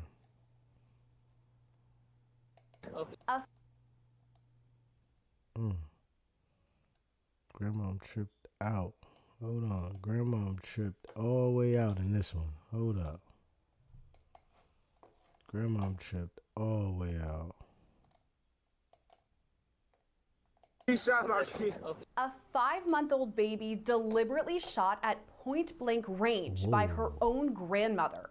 Who is she? That's my mother. Okay. My mother, her name Mia Harris. It was just after midnight on December 9th of last year when dispatch in Liberty Township, Ohio got a disturbing call. A young baby had been shot right in the face. Butler County Sheriff's deputies arrived to the scene to find the little girl critically injured. Please. There's an ambulance coming. They'll be able to get him help right now. Just, sir, wait for the ambulance. The baby girl has been blurred out in this video, but you can see her father, who is screaming in anguish. Ambulance. Oh my God! Wow. Wow. This is deep. It's okay. It's okay, baby. She gonna be okay. No! Shot my baby. Sir. She shot my kid. Okay. Who is she? That's my mother. Okay. My mother, her name Mia Harris. This is deep right here. Wow. Just calm down. Calm down. No, I'm gonna kill that. We got to. Oh my God.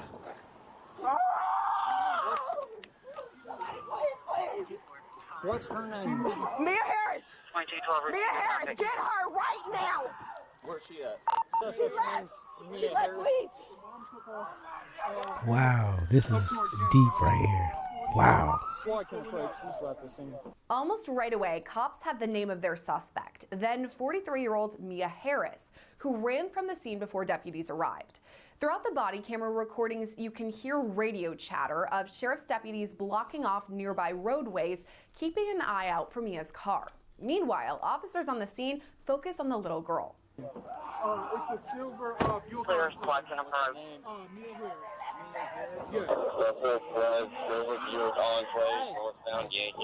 Here's this same time frame from a different deputy's perspective. Hey, get the medics over here. Get the medics over here. Let them do what they have to do. She's still moving. She's still moving. Stop. Hey, Mom, is Stop. No, she's not the mom. The mom's upstairs. Where's Mom? Have we told Mom yet? She was holding her. I brought the baby downstairs. Tamia, stop. Where's the medic? They're coming up right now. I'm getting it. I'm moving. Got her? Let's go. Squad, now. I'm going to squad. She's still moving. We got to go to Liberty Children's.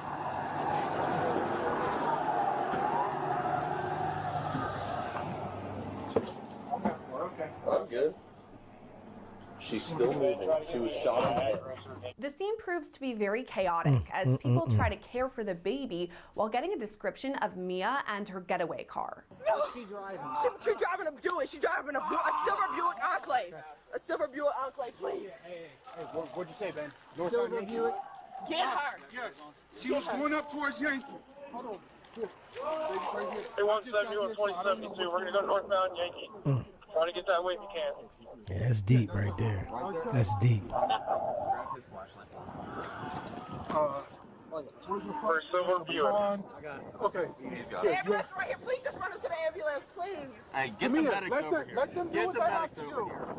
Let them do what they have to do. She's still moving. She's still moving. Stop. Hey, Mom, is Stop. No, she's not the mom. The mom's upstairs. Where's Mom? Have we told Mom yet? She was holding her. I brought the baby downstairs. Tamia, stop. They're coming up right now. We're in pursuit of a suspect. Come here. Silver Buick Come to me. Enclave. Show him a picture so they know who to look for. Please. Okay, we've got it. I don't know where she. You come here. Mia Harris. What's our place control? This same sheriff's deputy makes his way into the apartment where the crime scene is upstairs. The video is blurred, but you can hear the baby's father. Please, 2171, he's the one in car. Oh, Lord. Okay. Oh, my God. Oh, my God. 2252. But it was only 6 months, bro. That's the area coming out this way. Just check. You guys want the baby? The deputy then speaks with the suspect's mom, who says her daughter had been acting strange before the shooting. So what happened? My daughter. Okay. been acting crazy. Okay. She told me she wanted me to get out. Okay. Then she came upstairs and she started acting crazy in her bedroom.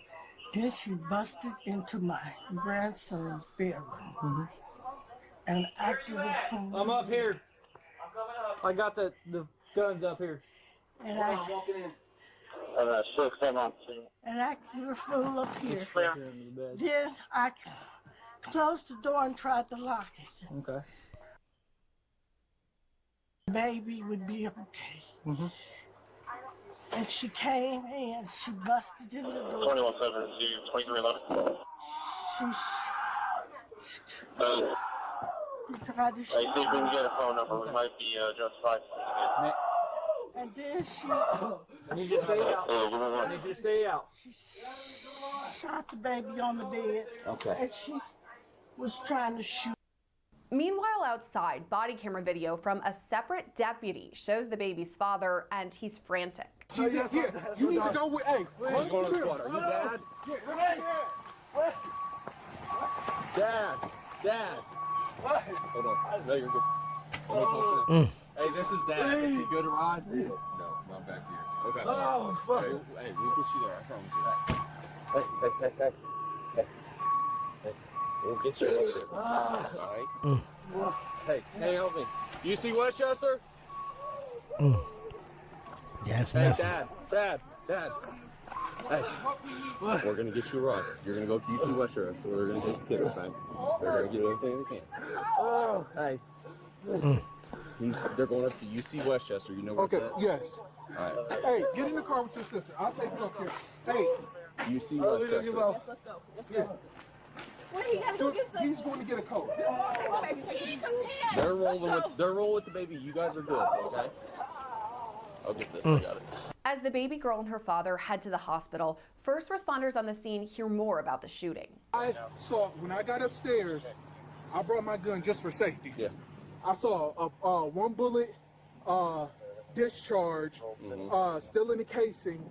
I don't know if she took the gun with her, but now we left our kids at home. Okay. The same deputy soon works to clear the crime scene. The video goes blurry when he steps inside the apartment, but you can still hear all the conversation. Well, let's keep everybody out of there. They're going to go to UC Westchester. Okay. Well, I know. Everybody's going. We need to call. Who's in there right now? Nobody should be in there right now. There is somebody.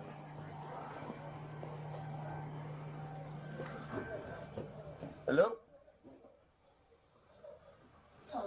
Hi. Do you know what's going on? Okay. on call. Call me. Who is it? Okay, and what's her name? Okay. Yeah. Do you know where any of her information is? Probably in her room upstairs in that purse. Okay. That's not her purse. That's Did you already get her OL in and everything? Hers? Yes. No. Mom. The mom of the child. me. Your mom of child. Mom. Okay. We're gonna make sure we can get you up to the hospital, okay? I'm the grandmother. I just need information that I can get about Mia. Or is it You want Mia's? I had to go to Mia's bedroom and try to get Okay, I'll go up there with you and try to see if we can find anything like that. I'm gonna get a statement from her real quick. Good. Take her. 2256. Last time I spent on clock was 12-8 on 854 in Westchester. Upstairs, deputies get an eye on the gun and later shell casings. The gun's right here? Okay. I got it. I'm a nervous wreck. I'm sorry. You're fine. Right here by Yeah, my I got you. You don't touch it. I Just leave already it right touched there. it once. Okay. Outside, one of the first responding deputies makes a call explaining everything he knows so far. So, suspect, Mia Harris, discharged one round into a 6-month-old child. Dang. I'm trying to understand the relationship more. Everybody's kind of a panic. Mom and dad, I'm believing it's a cousin or something like that. They all live in the house together. It's Mia Harris, the mom, the baby, and the dad of the child. Mom and dad and baby are at UC Westchester with a niece and boyfriend. They drove dad up there. Young took mom up there. Mia discharged. UC Westchester. This time now. Shot her in the right head, her right side of her head above her eye. Who's shot? Mia Harris did. Who's shot? Who's the injured? Who is shot? Who's the victim? Yes. The 6-month-old child. 6 months. Yeah. Shot. Yeah, the 6-month-old was shot. Squad, I put her in squad. Squad's already taking her up there. The child. 6 But months. at this point, there are still a lot of questions. Wait, So, that's what I'm what still was trying- this argument about? I don't think it was an argument. That's She what just shot the baby. I don't know if baby was crying. I don't know what was going on. I don't know if it was an argument between mom and dad.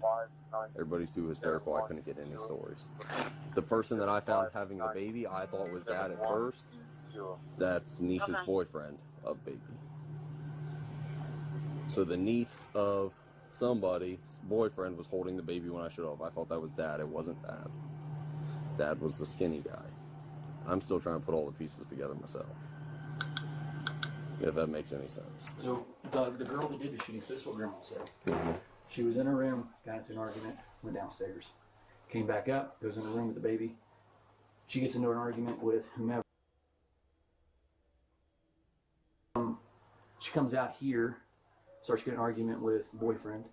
Okay. He tries to hold her down. She pulls the trigger. She shoots around off in here, busts open the door, goes in there, tries to shoot Grandma, shoots the baby in the face, tries to shoot Destiny. We have the gun. Wow. While still on the scene, first responders get word that the suspect, Mia Harris, is nearby, and deputies waste no time responding. 2311, I'm clear. I'm right here waiting for him. Fuck this.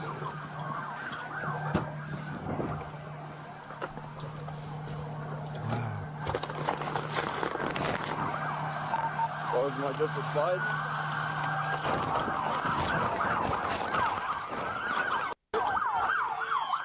Up next, this deputy throws down spikes in an effort to flatten the tires on Mia Harris's car, but she stops before that's needed. Step out of the vehicle! Mia Harris gets out of her car and is immediately ordered to the pavement. Step out! On your face, now! I got lethal. I got hands. What? Gotcha. Female custody. Right away, Harris is taken to a deputy's squad car. Bring your knees to your chest. Stand up. Up. The car with the open thing. Yeah.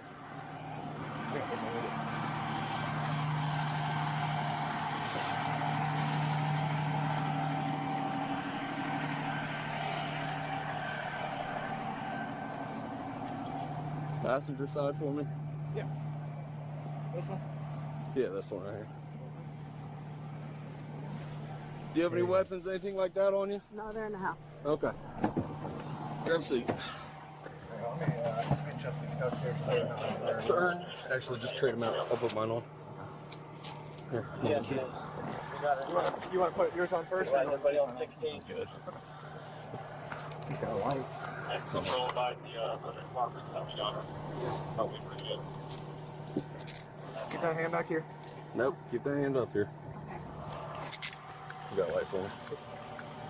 Nope. Keep your hand back here. I'm sorry.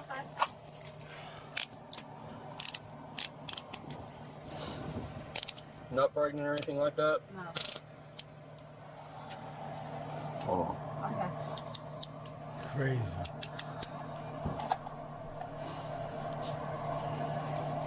Crazy. Okay, I'm going to do a quick cursory on that car. All right, slide in, watch the door for me. You can move your hands now. Mia Harris eventually pleaded guilty to felonious assault charges just last month. She's since been sentenced to 9 to 12 years in prison. And as for the baby girl, she spent 65 days in the hospital and survived. Her mother says she will experience seizures for the rest of her life. Reporting for Law and Crime, I'm Sierra Gillespie. Yo, that was deep. That was deep, and I'm glad the little girl didn't die. But the grandma literally shot the baby at 6 months in the head. Wow. And she got 9 to 12 years. She better be glad that baby didn't die. Wow. Yeah, she better be glad that baby didn't die. That was deep. Yeah, that was deep. Yeah, that was deep. Yeah, that was deep. Okay. Let's see what they talking about this Florida mom. You know, everybody want to do crazy stuff now and then post it. Back on November 20th, police in Cape Coral, Florida, got a call from Target where employees said a woman in this photo was in the store shopping and she checked out. Now, the original incident actually happened back in October, but it wasn't reported to police until November. Now, this wouldn't be a problem typically, and usually that wouldn't warrant a call to the police. But police say Velez scanned barcodes for cheaper items than the ones that she took from the store, and that's a big problem. Police only had this surveillance image of Velez from Target, so they put it out to identify her. Here's a Cape Coral police spokesperson. We actually had one person reach out on Instagram and say, hey, I want to remain anonymous, but for her more than 300,000 followers. You can see Velez is wearing the same tan clothes, and she picked up a number of items at Target, including a big Stanley mug. She gets the items and then puts them in the back of her car. In all, police say that Velez took 16 items and the total lost was $500.32. Velez was booked into the Lee County Jail on charges of petty theft of more than $100, but less than $750. Velez billed herself as a mommy vlogger and bragged in videos about how much money she was making. In one video, she was quoted as saying, "If I have any advice, it's just to keep posting. Keep posting anything and everything. Who cares if it gets 20 views? Just post it. Stop waiting for the right time. Once you believe in yourself, so will others." The caption read, "There are so many opportunities you may be passing up because you're scared to pick up that camera and film content." Get ready with me to talk about the elephant in the room. And now Velez has posted a new video on TikTok as she puts makeup on without speaking. Velez's mugshot is positioned in the background, and on the bottom it says in part, "While there will be a time to discuss my wrongings, now is not that moment. And it doesn't mean I don't want to speak on it or take accountability for my actions. It means everything is still being dealt with in the court, so I just ask to please respect that. I also want to be clear that this doesn't define who I am, and it doesn't reflect the person I strive to be." I want to tell you about Upside. It's a free app that gets you cash back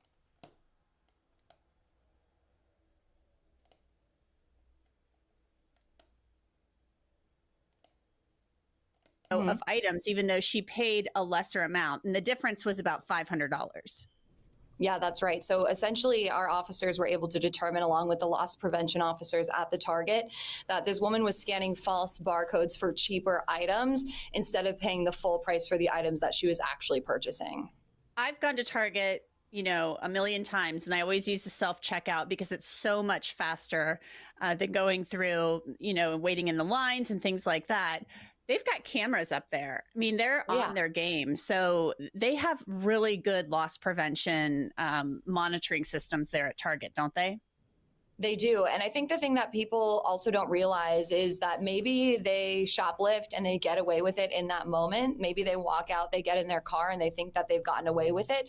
But there are plenty of times where, later on, this case being a prime example, we do end up making that arrest. This case actually happened, I believe it was on October, and we didn't end up making an arrest until almost a month later. So there is times where, you might think you got away with it because you were able to walk out the store, drive away, take those items home, maybe even wear those items if they were clothing or use them.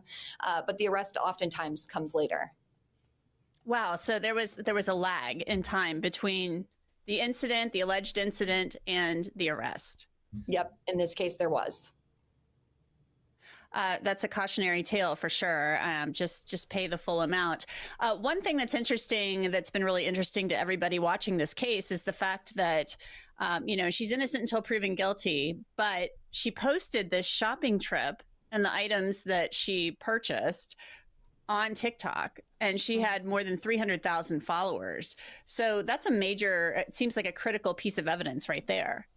For sure. Our officers were able to make the arrest without having this information, just based off of the surveillance image and the facts of the case.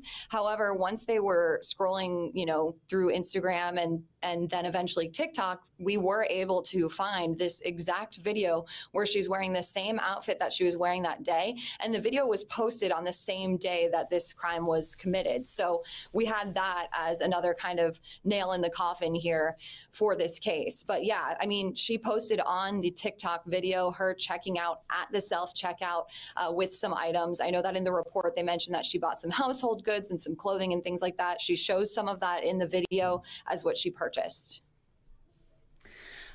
Thank you so much, Lisa Greenberg. I really appreciate it. Absolutely, anytime. Casey Early is a criminal defense attorney based in Florida. So, Casey, your first thoughts on this case. Marlena Velez is accused of going into Target and scanning barcodes. Yeah, people do that all the time. Yeah, people do that stuff all the time, go in those stores with the self-checkout and scan things that are cheaper. So I know the stores take a lot of losses with that. I can bet that. Yeah, I know they take a lot of losses with that. A young Texas mother is Let's see. believed was a black man approached Alyssa's car. What happened next is almost too shocking to imagine. The suspect took out a gun, pulled the trigger, and shot Alyssa through the driver's side window. The suspect left her for dead, but somehow Alyssa survived. She climbed out of her car trying to get help from her coworkers inside the office, but the suspect wasn't finished. He chased her up the steps of her office, pulled out a knife, and stabbed her 44 times. The suspect then rushed from the scene driving off in a Ford SUV. At the same time, Alyssa's coworkers came outside to find her in a pool of blood. She was later pronounced dead. Alyssa's mother, Therese Collard, arrived at the scene shortly after hearing this tragic news. Right away, she told police that she knew who killed her daughter, 33-year-old Andrew Beard, who is Alyssa's ex-boyfriend. At the time of Alyssa's death, the two were involved in a messy custody battle over their 1-year-old daughter, Willow. At first, investigators were skeptical about Beard's involvement because he didn't match the description witnesses had given to custody police. battles But after speaking with Beard and his turn fiancée, crazy Holly sometimes. Elkins, investigators soon began to suspect there was more to the story. When police searched Andrew Beard's house, they found strange evidence inside, including batteries and a charging station for a GPS tracker. Investigators say these items matched the tracker that was discovered underneath Alyssa's vehicle. What's more, a shocking discovery inside Andrew Beard's vehicle: 2 bottles of dark makeup. Investigators say he used this makeup to mask his identity, wearing blackface at the time of Alyssa's murder. Police later found the Ford SUV getaway car that witnesses had described from the scene. It had been abandoned less than a mile from Andrew Beard's home. Ultimately, he was arrested and charged with Alyssa Burkett's 2020 murder. 2 years later, he pleaded guilty to killing her, but the case was far from over. When he spoke to the FBI as part of his plea deal, he dropped a huge bombshell. Beard admitted he wasn't the one who orchestrated this murder. Instead, it was his fiancée, Holly Elkins. Beard said Elkins told him exactly what to do, including the idea to wear dark makeup and disguise Beard as a black man. Ahead of Alyssa's murder, Beard began dating Elkins in April of 2020, and things progressed quickly. Later that month, Elkins spent the weekend with Beard and his daughter, and by May, the couple were shopping for engagement rings. But there was trouble in paradise. Elkins had a problem happens with how like that involved every Beard time. was still with his ex-girlfriend. One person In text goes messages down, between Beard and Elkins, authorities and they bring discovered the a other person with deep-seated them. hatred for Alyssa. One text message from Elkins So he brought revealed his- her his frustration new girl, when she said, quote, said it was "Your her BM, plot." meaning baby mama, owns you. You continue to put BM first. You choose to be IDK, for lack of a better term, submissive to her. And I don't want, or need any BS from anyone." At first, Elkins tried everything to make Alyssa look unfit to be a mother. This began in June of 2020 with a campaign to terrorize Alyssa, starting with small acts of harassment that grew to more sinister things over time. Elkins and Beard secretly installed a GPS tracker on Alyssa's car, allowing them to track her every move. In July, Elkins made a fake 911 call, claiming Alyssa was driving erratically on the highway. Just weeks later, she made another false report, accusing Alyssa's mother of attacking her. These Elkins people went go in even further, hiring a great private investigator to dig up detailed information on energy Alyssa and her new boyfriend. But the investigator do didn't these find things. anything incriminating. As time passed, the harassment became more dangerous. In September, Elkins and Beard planted drugs and a gun in Alyssa's vehicle. Beard What? then called the police, accusing Alyssa of dealing drugs. Are but when you all of these serious? attempts failed, Elkins pushed Beard toward more violent solutions. Eventually, the harassment turned into a deadly plot serious? to get rid of Alyssa, and by late Come on, September, man. the couple was planning her murder. Elkins and Beard purchased a black rain suit, dark makeup, and weapons, including shotgun shells and a knife. Elkins texted Beard urging him to, quote, handle it, and telling him that she hoped he would be ride or die for her. She even warned him that if he did not follow through, their relationship could be over. Shortly after this exchange, Beard Oh made a my Google search goodness. for how to remove gunpowder from his hands. All this led up to October 2nd, when Alyssa Burkett was murdered. What? So to make sense of this tragic case, we're hearing from criminal defense attorney and former domestic violence prosecutor Anthony Osso. Like, you can't make no sense of this, man. This man got influenced by the girl he was with, that if he didn't go out and kill his baby mom, they weren't going to be together. He's going through custody battles, and he felt like this is the only way to get the problem solved. Man, I want to tell anybody that's thinking about doing something stupid to this magnitude, don't do it. The best thing to do is remove yourself. If you have that much beef with somebody, just don't go around them, no matter what connection you have. Because now he done killed the mom, and now he's in jail for life, and the child doesn't have nobody. So he could have at least left the child with the mother, but he thought that something was going to happen different by him killing her. Come on, man. Come on, man. Come on, man. It's the dumbest thing to do ever. To plot to kill somebody, pay for murder for hire. Those are dumb things to do. Leave it alone. If somebody that you know and y'all don't have a disagreement, you just remove yourself, man. That's it. Don't go around, stay away, just remove yourself. But the plot to go to this length of stupidity is crazy. You're never going to be successful with it. And I'm sure that the girlfriend in this situation thought that he was going to go to jail and that was going to be it. Because she's probably thinking, I didn't do anything. I just told him a few things and I didn't do anything. But once you start plotting and planning with somebody to do something to this magnitude, you're a part of it. So, yeah. And then somebody died. So it wasn't as like the other situation I was talking about earlier where nobody died. Somebody died. So they're definitely not going to take that too lightly. Sheesh. Yeah, it was real. It was dumb. Thank you so much for coming on with us today. Thanks for having me, Sierra. Now, this case is kind of wild, and I think it all stems from the fact that it started as two significant others. Obviously, boyfriend, girlfriend, they have a baby together. At some point, I can assume they're in love. And then all of a sudden, it becomes significant other to murderer. How does it escalate to that? I think a lot of what caused Mr. Beard to escalate that situation is manipulation from Miss Elkins. I think that from the investigator's standpoint, they seemed to find out that she wanted this perfect life, and the only thing standing in the way of that was Miss Burkett. I do agree with you that there was a lot of string pulling here or manipulation. Definitely. It just is interesting to me that it worked. I mean, if somebody said, hey, I want you to kill your ex-boyfriend, I think I would say no right away. Do you think there was probably a lot of convincing? I think there was a lot of convincing, but like you said, Sierra, you can't blame this on the new fiance alone. This comes down to Mr. Beard and his willingness Yeah, both to of actually them take action and thought commit that that this murder. was gonna So work, there's a lot of undertones and from him being responsible for it this. just didn't. And I think It a large never part of works. this too is that they shared a child together. So there was this custody battle over their daughter. He wants her, she wants her, kind of in the middle situation, which we've seen many times before, but we don't. And I want to say this, right? If a woman wants to fight you over custody and you lose, just let them have the child. Give them what they want.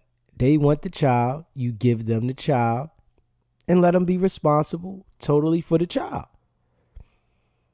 That's where we at with it. Don't go out there and plot to try to get something done to them because they want custody of the child. Give them what they want. They want the child. Give them the child. And now they got to deal with the child. See, don't let other people and their tactics trick you out of position. And this is real.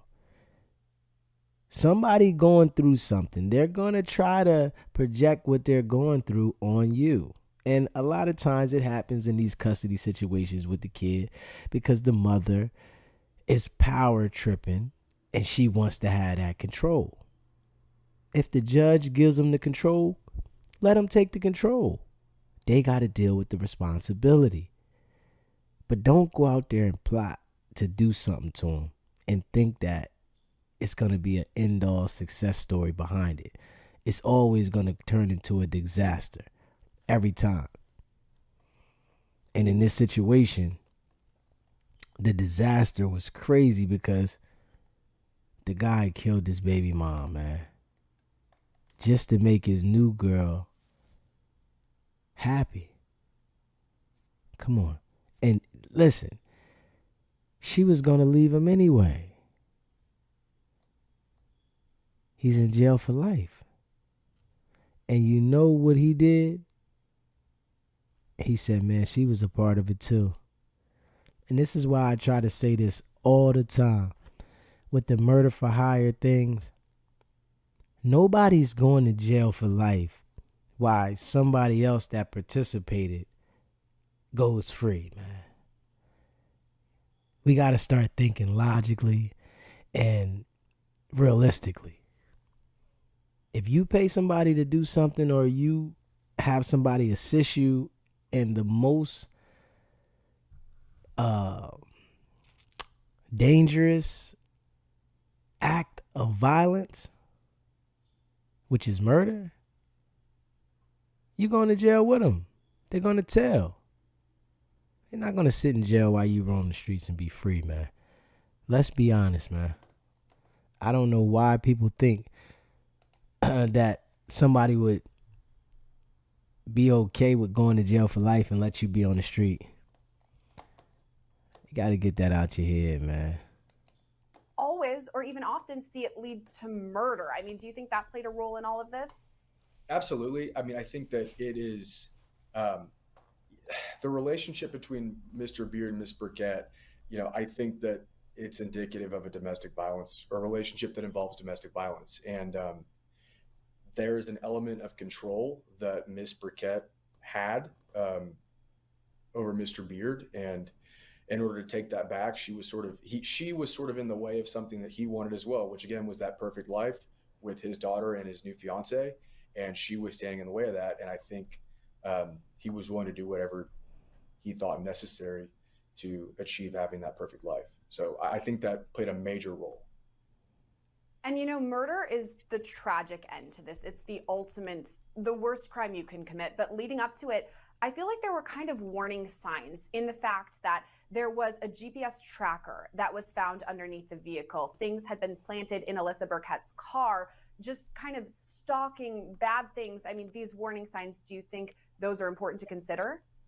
Absolutely. And the law in Texas during murder trials actually allows for the introduction of that kind of evidence, circumstantial things that go towards the nature of the relationship. So the tracking device, the false report to the police, all of these things that Mr. Beard was doing leading up to the murder are relevant to take into consideration whether he was in fact. Yeah, man. Stop letting people get you so involved with what they want you to be involved with. Now he's putting a tracking device on her car. Where did he think this was going to go? And he went too far. And he killed his kid's mom. Now the kids don't have a mom or a dad.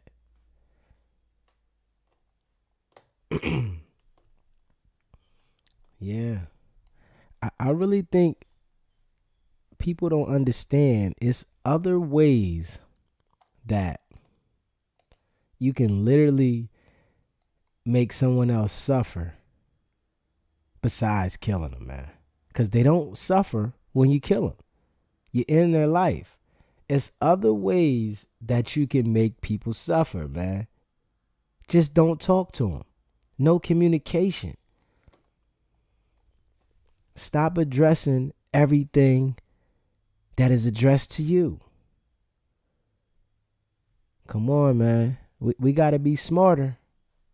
We have to be smarter. Stop addressing everything. If somebody that you dealt with is making you that upset, just remove yourself. Because sometimes trying to address it is only going to get you more upset, only going to get you in a problem, when you could have just left it where it was and you could have moved on from it. And a lot of times people hold on to things because they're mad about something else or whatever is in front of them at the time is enhancing what they're holding on to. And that there can sometimes put you in a way more worse problem. In this situation, it did. He allowed the woman he was with to like convince him to kill his kid's mom. That's deep. Yeah, that's deep.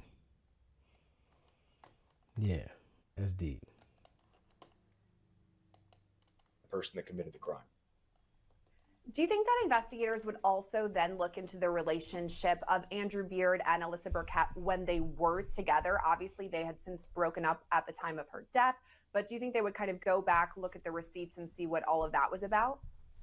I think so, Sierra, depending on how much evidence they had in their original investigation. I think that when they looked through the communications between Beard and Elkins, they were able to find a lot of evidence. So I don't know that they had to go back any further than that. And I do think a lot of the witnesses made it seem like the relationship was between Beard and Miss Burkett was not that turbulent. So I do think it's something they would look at, but even more so if there was not evidence later on and they needed to dig further to establish a case. Hey, so I'm going to take a guess and say a lot of you who watch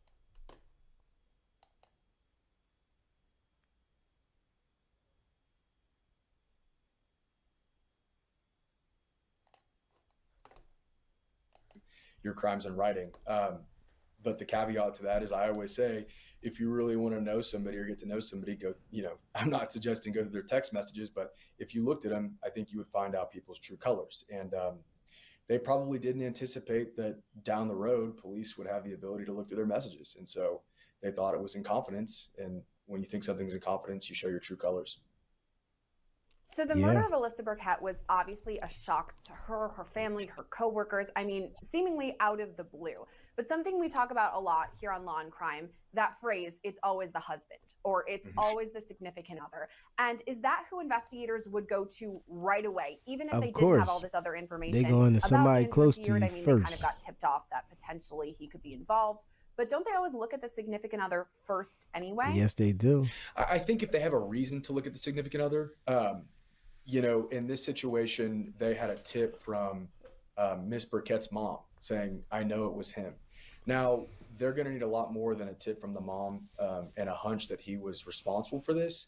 But I think that gives them at least a lead. And so when they start lifting up the rug and looking into Mr. Beard, they see that prior call out situation.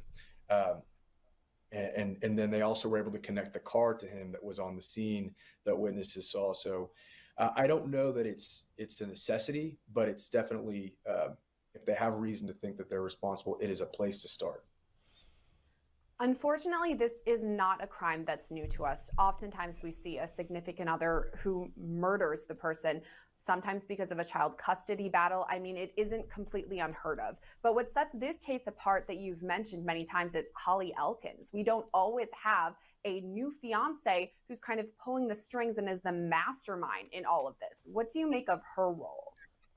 I think it's astonishing. I mean, I think for somebody to be so fixated on an idea of what they think a perfect life is, that they're willing to take the life of somebody else, and ultimately take the life of the mother to the child that they want to treat as their crazy. own. It's astonishing. It's really not something you see all that often. You will see from time to time new partners putting pressure on their partner to treat the ex poorly, and continue domestic violence, but not often to the extent of planning out and executing a murder. Yeah, it was Jay. One of the reasons we wanted to speak to you specifically today is because of your history with domestic violence. You know a bit about it. Do you think that there were warning signs that people around Alyssa Burkett, or even she herself, could have pointed to and said something may be off, let's pay a little closer attention to?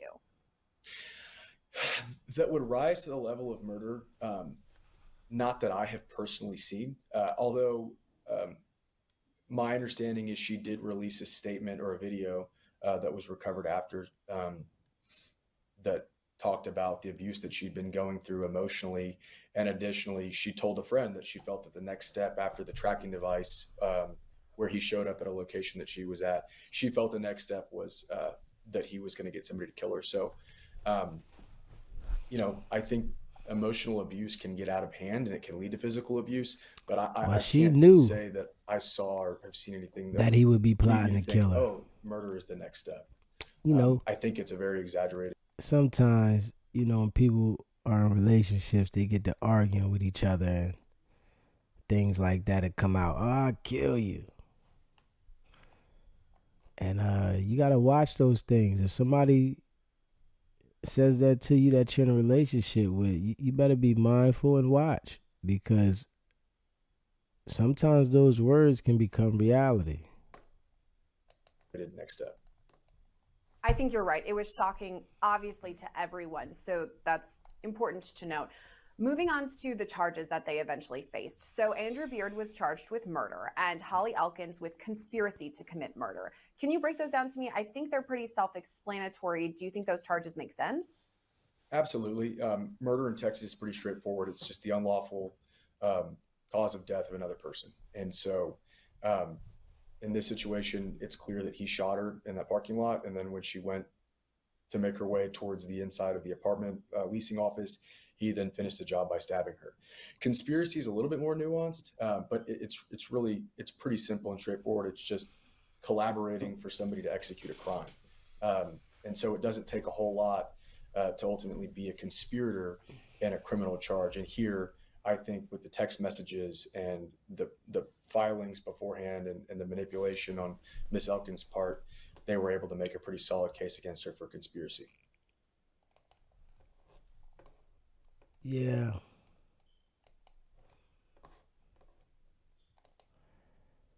And they didn't win anything. They didn't win anything.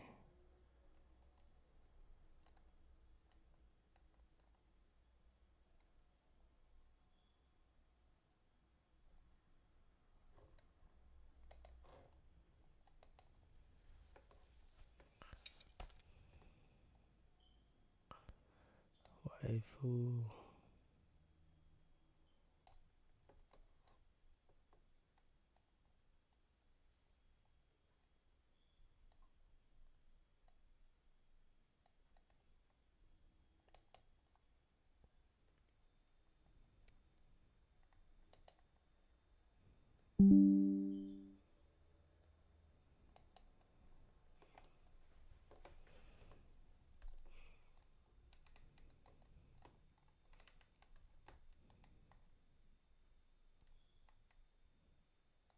Mm-mm-mm.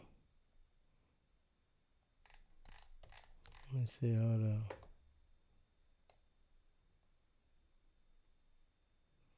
Let's see what she gonna get up here and talk. Told the jury her father struggled with alcoholism, and that often led to fights between her parents. And she described the growing tension between the two after Michael had admitted to having an affair. And do you remember typically what your parents would argue about? About the drinking. And what else? The affair.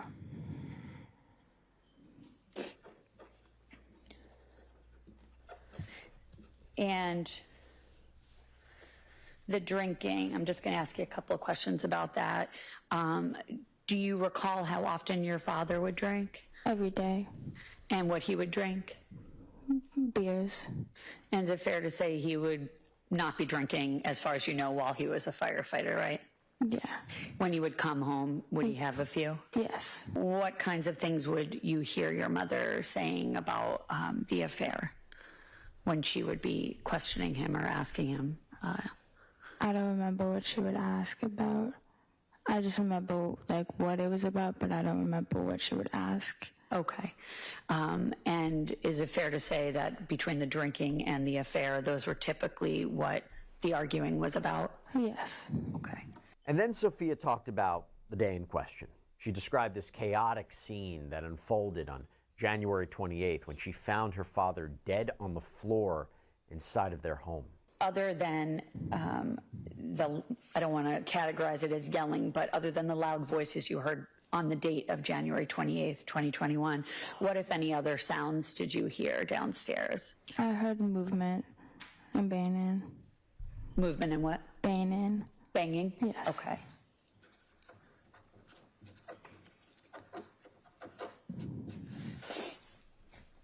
Did you know what the banging was? No, I did not. Okay. Where did you stay while you heard them? Is it fair to say they were yelling? Yes. So where were you during the yelling and the banging? In my room.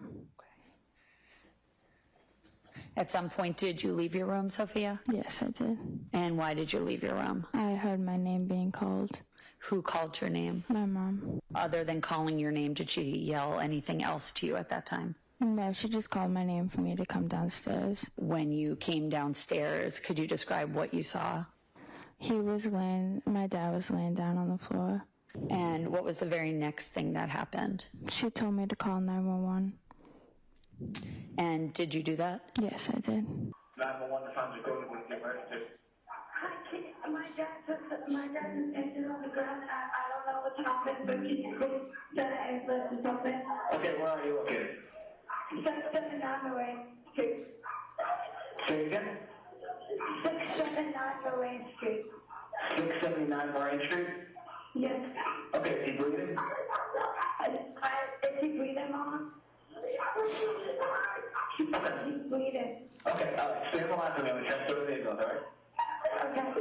Now, on cross-examination, Richie's defense noted alcohol and mental health issues that Michael was dealing with and the efforts that Richie was making to help him, further emphasizing that despite their struggles, the couple was actively working on the relationship together and she wouldn't want him dead. As time went on, right after the affair, is it fair to say that your mother was extremely upset about the affair, but also extremely upset about these memory issues and the drinking issues, right? Yes. And she seemed genuinely worried and upset and about your father's mental state Yes. and trying to figure out what went on. Yeah. And do you think, but as time went on, away from that, was there a change in the way that they fought? Meaning, I know that the subject matter might have been the same, but was the intensity of the fighting any different? I don't recall. Okay. You do recall, though, however, that they were going to counseling together, they were getting help, right? Yes. And in 2019, in October of 2019, they went and they renewed their vows, didn't they? Yes, they did. In Hawaii? Yes. Now, one of the responding officers testified that when he first arrived at the scene, he didn't know that Michael had been stabbed. He believed that he maybe suffered from some sort of medical episode, so he began performing CPR. And at some point, did you speak to Christine Ritchie? Yes. And what did she say to you? She said that He was having a manic episode and then suddenly collapsed. While Officer Kelly and Officer Hunt were rendering aid, namely, as you stated, chest compressions and I believe rescue breaths, what, if anything, did you observe on the ground near the alleged victim? A 5-inch steak knife near his foot, approximately 2 feet. And what, if anything, did you do when you saw the knife? I didn't notice any blood or anything, but it had stayed there. At that time, again, it was still, in my mind, a medical. And, okay. What was your understanding of what he was being treated for? A heart attack.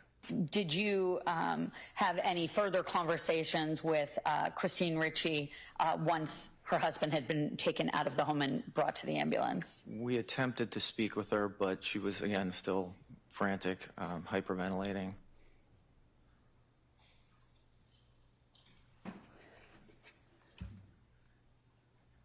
And at some point, did her demeanor change at all? Yes, she was able to, eventually, over time, able to calm down. And by the way, initially, Christine Ritchie told Martin that Michael had just collapsed. She made no mention of the fact that there was a knife that was plunged into Michael's chest until later on that evening.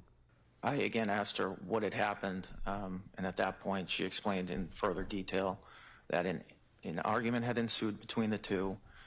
She believed he was becoming manic, so she picked up a steak knife because she was scared, and then at some point Michael lunged at her.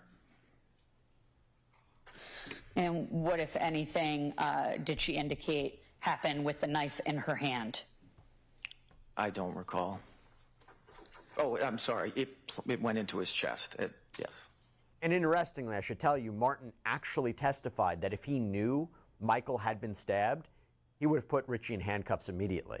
Now, that part of his testimony was stricken because the defense objected to it, but interesting little side note there.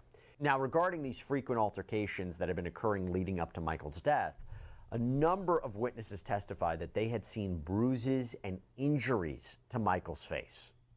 And drawing your attention to the middle of 2019, what, if anything, drew your attention with regard to any injuries he had on him?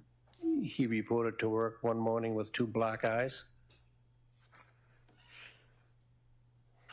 Had you ever seen him have black eyes before, sir? No.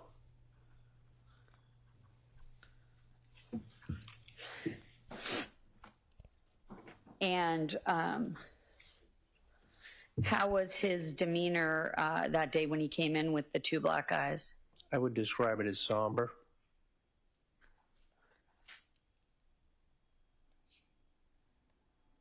Did you ever know Michael to be kind of a barroom brawler? Never.